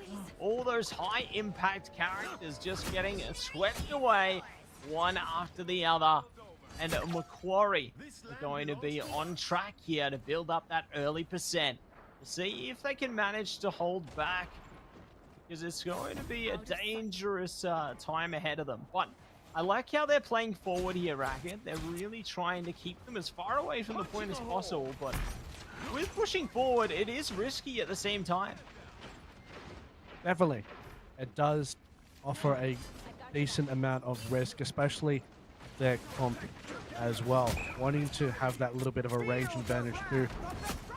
Go towards the back, because this could definitely be a response coming in from the Storm during the Wrath of the Goddess, as she does describe something that, oh, I was going to say, she ends up being actually pushed away there as well. She doesn't have quite the power that she used to in our previous Storm patches, that is for sure, but still the firepower is being used here to push forward onto the point, but the support ults will come out to try and sustain that through all this fight on here. That they will, but the grand finale comes through. They will hold them onto the point a little longer. Tashi goes down though. Technovius follows. It all comes toppling down, one piece after the other. Caught out of position. And they will be able to find the benefits for Swinburne there. 69% for Macquarie, still good, but not anywhere close to the end as yet. So Swinburne good to hold on to the point for a bit longer here. Ooh. Portal on its way through, however. Oh. See if they can make this work. AGON is ready as well, Racquetz, so they could use that to get on the point and really take some early momentum here. I'm sure they're going to think about it, but they're not close just yet. I know where Strange is though, so it's not going to be a surprise one. Won't be as easy to execute. People can shepherd their way onto point. They may be able to get one over here, but the Namor, nice little position onto the high ground. Such a premium spot, using the ultimate to try and get some crowd control afterwards. The thing just charges through and says, hey, fish, that's not my problem to go through. And will now be facing, oh, nice. The high ground control, especially on this point, is so pivotal. So unlocking that little bit at the top there is definitely going to be a prized piece of real estate to take control. So now be pushing forward, of course, speaking of real estate to be controlled, 76% and going upwards. Macquarie, they're close to taking this home for this particular map. So they're going to be pushing a little bit more offensively, trying to get a pick as well. They're not putting their pedal off the brake for the time being.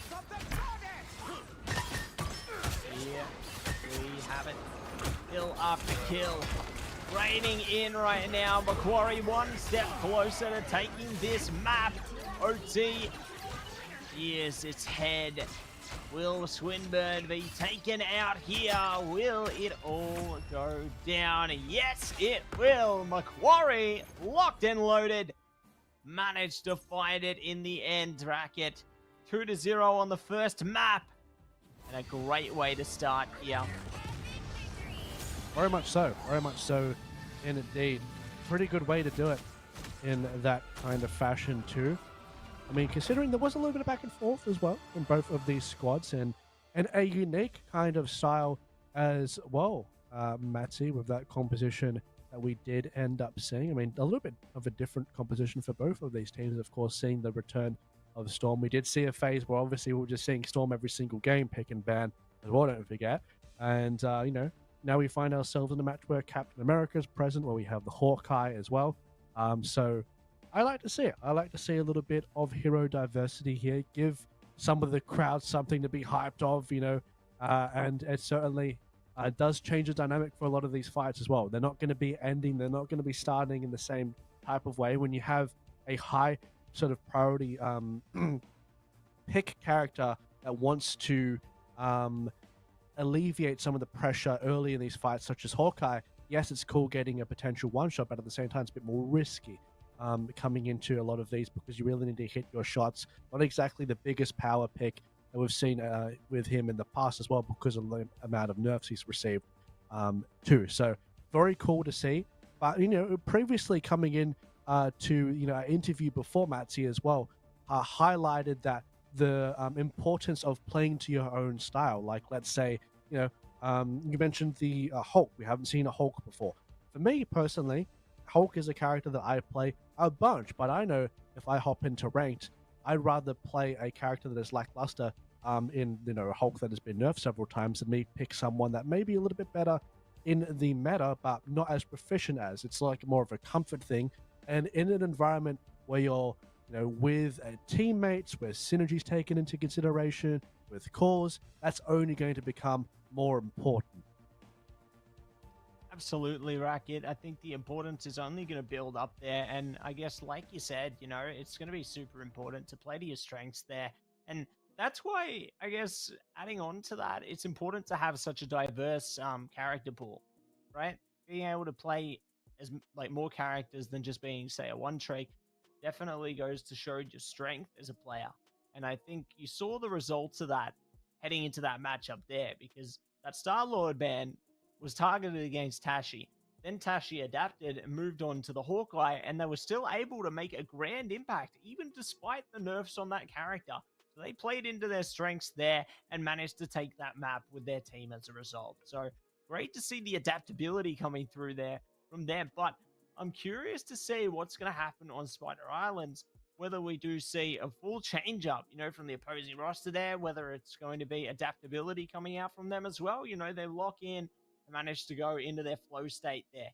It's definitely a tricky thing, isn't it? But I think that we definitely have potential from both sides to really shine here. And I'm hopeful that we can see them, reach that full potential, and it's not going to be just a one-sided affair. Yeah, for sure. I mean, it definitely has the potential to, Matsi, given the previous game that we did see there. Obviously, not over till it is over. Both of these teams have another chance to have a crack at it up against themselves. But, I think especially this pick and ban phase will definitely tell the tale as to kind of the reactions from the previous game. Do we think that bans need to be, different bans need to be coming through? And we already know that answer. Captain America is completely out of the equation. Human Torch, of course, as well. One thing that we need to take into consideration as well with these teams, Matsy, these teams, they have the potential to scrim each other, of course. They know their sort of internal meta. So maybe we look to some of these bans and say, hey, that seems kind of unusual, but they know something kind of a playstyle that the opposition has that we maybe don't know, unless we have the privilege, of course, of it being showcased in the live match itself. So that is sort of an internal metagame happening as well, so don't forget that particular part. But what we can say for sure is that Captain America has been banned, Human Torch has been banned, Star-Lord has been kept, Loki has been kept, and speaking of someone that's been quite impactful, previous series, Adam Warlock, absolute power pick in mind. And that is also a response, I believe, probably because of the Star-Lord being saved there as well. So that means there is a little bit less power coming out of that pick now that it is saved. Ooh. Ding being banned out, though. So it really goes to show they're trying to adapt around each other. And I guess maybe that Human Torch ban is a targeted ban as well, because we did see the Storm come out in the last match, right? And commonly, you can see that paired up with the Human Torch to really find a lot of benefit there. But wait a minute.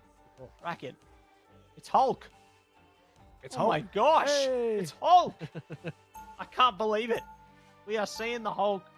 Great to see that as an adaptation there. I guess they banned out the Captain America, so now they're bringing out the Hulk. I'm speechless. I can't believe it. We've been talking about the Hulk all night. Now the Hulk is here. They're back. Oh, I'm so keen to see how that goes, because I mean, we saw them play like an off-brand pick in the last map, and it worked well, but we'll see if they can find the same potential in this one. We'll definitely have to see. Hulk is a very flexible tank with what he can achieve, but because of the nerfs, sort of Hulk has received over time. Has to be very careful with those powerful cooldowns that he is delegated with. Can't be a little bit, you know, can't throw them around like he could used to in previous patches. So really needs to keep that in mind. But in saying that, it can be an absolute powerhouse in the right hands because of that flexibility that is offered too. Of course, the team up is going to be incredibly powerful, coupled up with the Doctor Strange as well, giving him a little bit more access to the damage, and we know that Doctor Strange is an absolute staple. Here we go. We're going to be jumping in this next one. Need to see how things play out in future patches as well. When we do see, you know, Hulk buff come through, for example, or Guy buff. We'll see how it all goes down. But speaking of going down, Hulk takes down Spider-Man and looks to find a little bit more there. Oh my gosh, unique crosshairs tonight, isn't there, Racket? My word, that's the orb of doom, I'm gonna call it. The Eye of Agamotto is on Hulk's screen right now. Apparently, Hulk has found a trinket to use to assist in combat, apparently. Yeah. And maybe that's exactly what Hulk would need in order to achieve the victory here for the Macquarie squad. But hey, speaking of something that is very vital to victory, it's this massive circle that you see on screen. The Invisible Woman ult facilitating the squad to make sure that they don't end up dying, and makes them happily push forward as well straight afterwards. Magneto, a little bit of a trigger-happy response, given that looks like that fight was pretty much lost. Didn't get a pick on the way back, unfortunately. Was maybe looking for a jackpot there for the re-engage potentially with the squad coming back up on them after the respawn. But will now be poking away at the Star-Lord there. This is what Hulk is quite good at. Sort of maneuvering around the high ground, going back towards Tina Peel. Has a lot of flexibility within that, especially with the Peel. Let's see if we do get any value with the Hulk ultimate coming out as well. Very powerful if done correctly. Stomping around, doing a bunch of damage, but will be taken to a very low HP, so has to retreat in the time being with some support assistance. Yeah, get some support assistance, and it's going to be Luna assistance. Eye of Agamotto comes out as well. Helix good to find Kaya there. We'll see if they are going to be able to catch any more.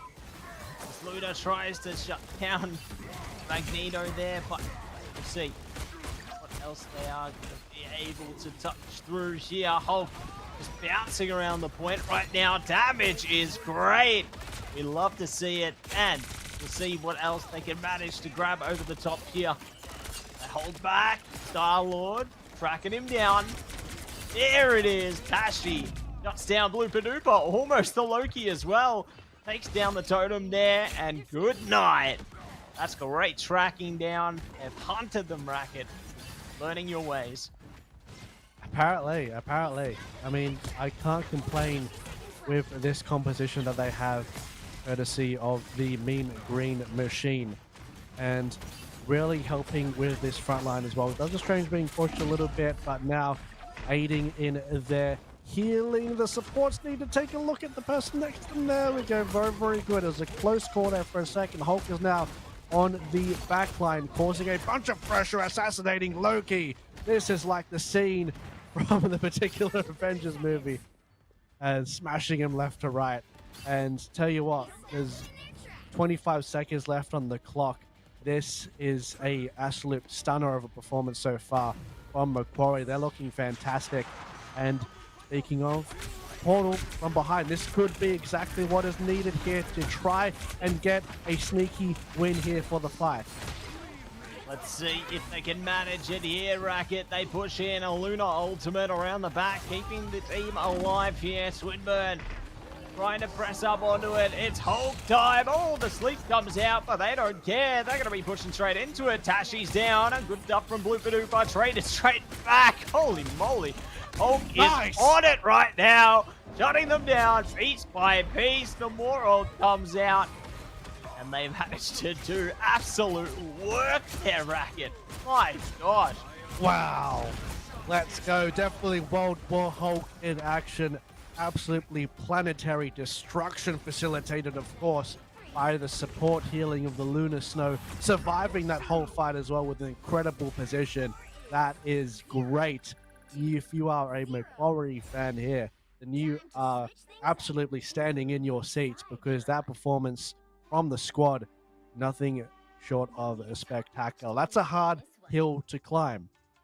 And look, it's very, very possible. It, of course, is very possible. We have seen situations where it has looked impossible in the past for these matches, but somehow there's been a miracle on the opposite side when it has been required to be summoned. But in saying that, it's quite a rare situation. Okay, so, hope is still there, of course.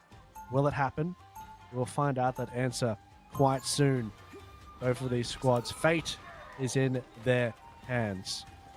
Fate's in their hands, and we'll see if they are going to be bringing through the maximum potential here. Do we have 30 seconds before you Scarlet attack. Witch Get coming ready. out of for Swinburne there?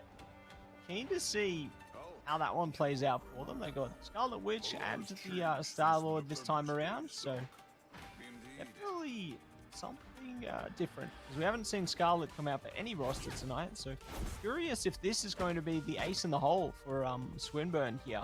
Whether they're going to be able to defend successfully. 4, It's a tough one to 2, really pitch, but it's not impossible. Let's see how they managed to get this one going now already. Technovius is fired up, trying to hunt down enemies, hit the ground running, and gun them down with those fists of fury. Very good job. Pressuring the front line and then immediately going towards the back for the heels. Love to see it there. Prime Hulk game play indeed. Tashi does get picked off for those, so that of course is a win condition that Aquaria are very familiar with, so need to be a little bit careful now. Does get a pick in response though, so this is now even for the time being. Getting rid of the Loki clones at the top here, because Loki, a lot of his power is predicated on the setup that he has as well. So nice job there, eliminating that from the equation. But now pushing forward as well. Their ultimates are available for Macquarie for the time being, so we'll see if they can accumulate something to be the deal breaker here. But Cloak and Dagger, nice response here, being proactive to make sure that they are now being the ones in the driver's seat. I like to see it. Very good stuff to make sure that they're not pushed back. We'll see if they can hold it back in order to make sure that they aren't going to be pushed back here. So holding on.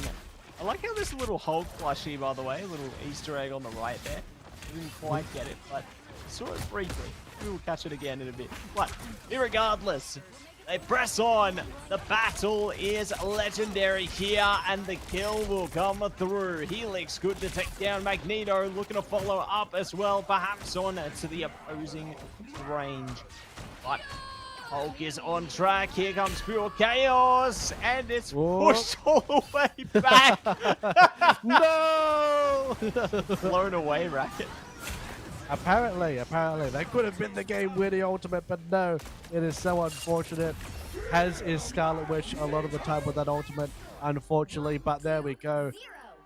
That is the game done in very dominating fashion at 2-0. The first one was obviously a little bit closer in that regard, but the second one, sorry, it's like they were born on that map. It was the home ground advantage almost, as what it seemed there.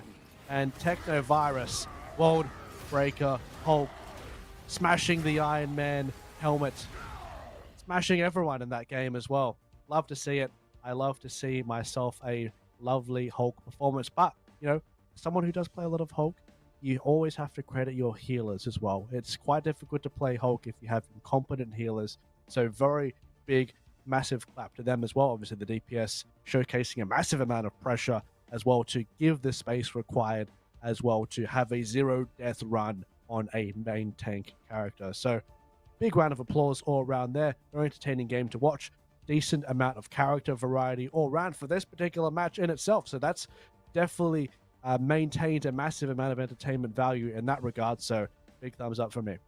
Big thumbs up from me as well. Really entertaining game to watch there, and very excited to hear all about it when we get our player prepared for their interview. I think we've got some great questions to ask them this time around, and curious to see, I guess, some of the thought process coming in there. But I suppose keen to see which direction both these teams are going to be heading after these matches as well. There's definitely quite a bit to ponder on here, Racquetz, but it's just great to see, as you're talking about, the Hulk come out there, Technovius just really making a statement. Like we didn't see, well, we haven't seen Hulk really from many, if not any other rosters in quite some time. And it's great to see that when you're able to play around it successfully, you can make it work. And they made it work really, really well because utilizing the mobility of the character there to just maneuver the map, it basically felt like they were playing like Spider-Man or Venom. But they were Hulk. They were just bouncing around everywhere, going absolutely wild. And it worked out because they really kept up the pressure. It just, found them the success that they were seeking. And that's exactly what you need if you want to push yourselves over the line there and take that further control. But my gosh, I don't know if we'll see much more of that until, the new patch comes through. Yeah, for sure. And that's the thing about Marvel Rivals, right? So the game is patched pretty often. I mean, and we already know that there's going to be one hero per month released as well. So that's automatically going to throw a spanner in the works of a lot of these developing metas that we will see here as well. So that's definitely something to take into consideration too. I mean, it's these things that these players need to really hop on board with as well, because that really does change the dynamic with a lot of these games coming forward. That's right. But let's get our interview underway. Welcome in none other than Tashi. G'day, guys. Welcome. G'day. Welcome. And congratulations, I got to say, mate. What an incredible match there. And just really great to see you guys succeed. But I suppose jumping into the interview here, how are you guys feeling about the picks and bans coming through? Because I got to say, I was really impressed to see after they banned out your Star-Lord in that first map there, how well you adapted. Like, what was your team's thought process around some of those bans? Like that one, like how I think we saw a bit of a targeted ban on Dakaya with the torch. What was your thought process as a team?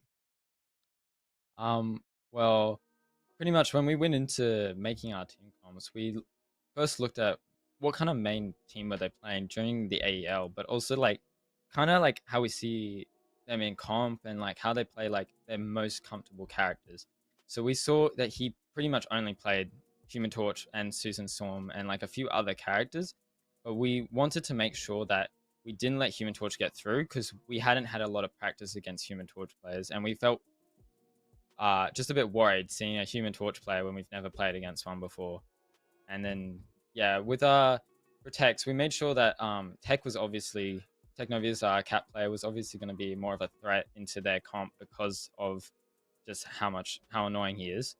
So we were just trying to make sure that we had him protected for the first game because they banned my Stola.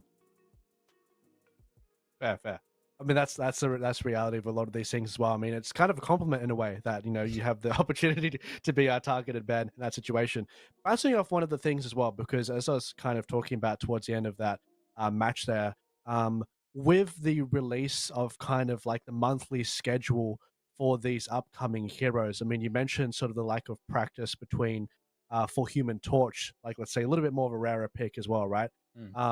With such an intense release schedule for heroes coming up in Marvel Rivals, does that kind of like change the way like you guys prepare for like kind of different variables coming into it? Because it must feel like a little bit of a storm coming in because of the patches and the heroes coming in so quickly. I mean, personally, I was pretty happy to see the patches. We got a hella ban, we got a hella nerf or buff as well. But genuinely, it was I like to see the patches. I like to see the Rocket love. Like Just a Tuna, he's a Invis player. He loves playing Rocket, so we're gonna hopefully be able to run some Rocket. But with Emma Frost coming out, we don't really see her as much of a threat because her role is a main kind of main tank plus off tank, and we don't really see that kind of working. Like I feel like she's gonna need some buffs, and she's gonna need probably some damage reduction back on her shift and like on her diamond form and stuff. So we're not really worried about her necessarily, but we are worried about how the Gamma Squid, because obviously we use Luna and the Namor team up a lot. We are worried about how that's gonna work, because then it means that Animal might not be able to flank as much, and the Silo nerfs. But we do have a big Hulk buff, so we're going to hope to play a little bit more Hulk into, even though there's no Gamma, we're hoping to play him even for the Namor. But yeah, genuinely, we're not super upset. I'm pretty happy with the patches. I think they did very well. But yeah, overall, don't think Emma Frost is going to be a major threat in, especially the AEL. I don't feel like many people are going to play her just because of how complicated her playstyle will be. No, that's yeah, great to I guess get some insight in that respect, and I guess branching off on the Hulk as well. Would you say you guys are picking him now in preparation for future, like the future patches, or is that kind of a wild card pick? Because I think you guys are the only team that we've seen in more recent times bring out that Hulk, and it's a testament to how well you played. So I guess yeah, what's the thought process there? Well, Ted can pretty much play any tank, so we were happy to get the Gamma team up whilst it was still available to Strange, because that thing is it's just a very good team up for Strange in general. So we were happy to get that off, just so that we also have more of a threat for Strange ultimates, because it's very easy to get Strange ult when you have the Gamma team up. So we were hoping to play a little bit more to our strengths of our Strange, than because more to our Strange, whilst also having Tech play his disruption role that he does usually. So we were still able to, I think, play well with the Hulk, but later in the new patches, we probably won't be playing a lot of Strange, and I don't think any team will be playing a lot of Strange just because of how massive the nerfs are. So we're trying to play new characters, trying to see what's going to work. We're trying to learn characters before the patch notes, like before the patch change, just so that we can get a handle on them before the buffs and before the like nerfs and stuff like that. So yeah. Very analytical. I've one small question before we end up heading through though. In terms of like this analysis before patches come through, and in terms of grouping up as a team to kind of determine this, do you guys just kind of collectively sort of analyze these types of things as a group, or do you kind of have like that one mega mind of the team? What's the structure kind of look like for you guys? I mean, there are a few of us that kind of they don't really want to look at the team comms until the game is like 10 minutes before, which, can't lie, annoys me a little. But genuinely, my whole team, they're very like passionate, and they want to try their best, and they 100% they want to play like different comps, and they want to try different characters that will fit our play style more often than not, because we just can't justify playing certain characters that we might be more comfortable on just because like they might not be as good now, other than like it might be better in the next patch. Kind of like how we saw the Scarlet Witch pick today. We could see that that's obviously trying to get the mag team up, but obviously we're going to see a lot more Scarlet Witch, I feel, just from what I've seen with the buffs and from what I've seen with the team up. It seems that Scarlet Witch might be a big threat in this next season, which will be kind of funny to see since she was one of the worst characters in the game. Yeah. Yeah, couldn't agree with you more there. I think yeah, there's definitely some negative sentiment around that character at the moment, so it'll be very curious and keen to see a bit of a flip of the coin there, I guess. But yeah, for now, I just got to say a big congratulations to you and your team once again for taking the win here this week. I'm really keen to see, yeah, where you guys go heading into the future weeks of competition. It's great to see all the teams really make their place in the competition here. And yeah, I really hope that you guys can continue to build on what you've got. And yeah, just keep it up. Yeah, thank you. All good. And that's going to be that Racket getting insight once again from one of our players. And really great to, yeah, just get some really good insight into the players' mindset there. But speaking of insights, let's take a look at our results for the evening here. We saw in the beginning UNSW UTS 1-2, our third mapper, followed by 0-2 favoring Monash against RMIT, and 2-0 for UOM against QUT. 2-0 again in our last one for Macquarie against Swinburne. Definitely playing super well tonight, and we love to see it. But, Racket, it's time to take a look at who places where. Yes, that is the look at the standings after today. Obviously, updated from today's matches coming through.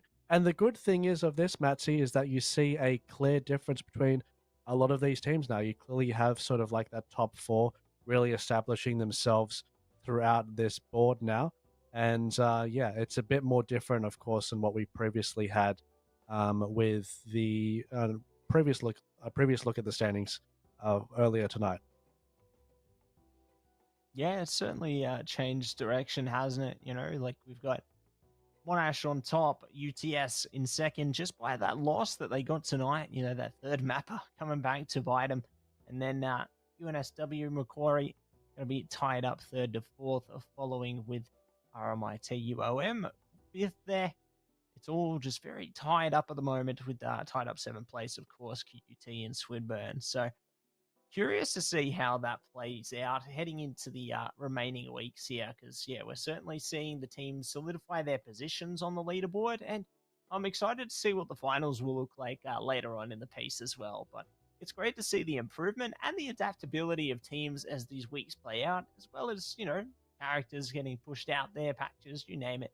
It's great to see what they are able to manage and what they're able to achieve. Speaking of achieve, if you want to achieve greatness, make sure you check out AGON by AOC, the #1 gaming monitor brand in the world. AGON by AOC provide best-in-class monitor solutions for gaming and all other needs. And make sure you check out Indomie, the noodle partner, made with high-quality flour and selected ingredients and spices. A plate of Indomie meat goreng will certainly brighten up your day. Try any one of the flavors available today from your local grocer or at indomie.com.au. But let's not forget, check out AU Esports League on all our socials, whether it be YouTube, Facebook, X, you name it. Check us out on it, because we got plenty more competitions on the horizon. Whether it be Counter-Strike 2, whether it be Rocket League, make sure you check it out. But most importantly, make sure you check this competition out again. Same time, same place next week. We are going to be all over it with more exciting matches on the horizon. Stay tuned, and we'll see you in the next one.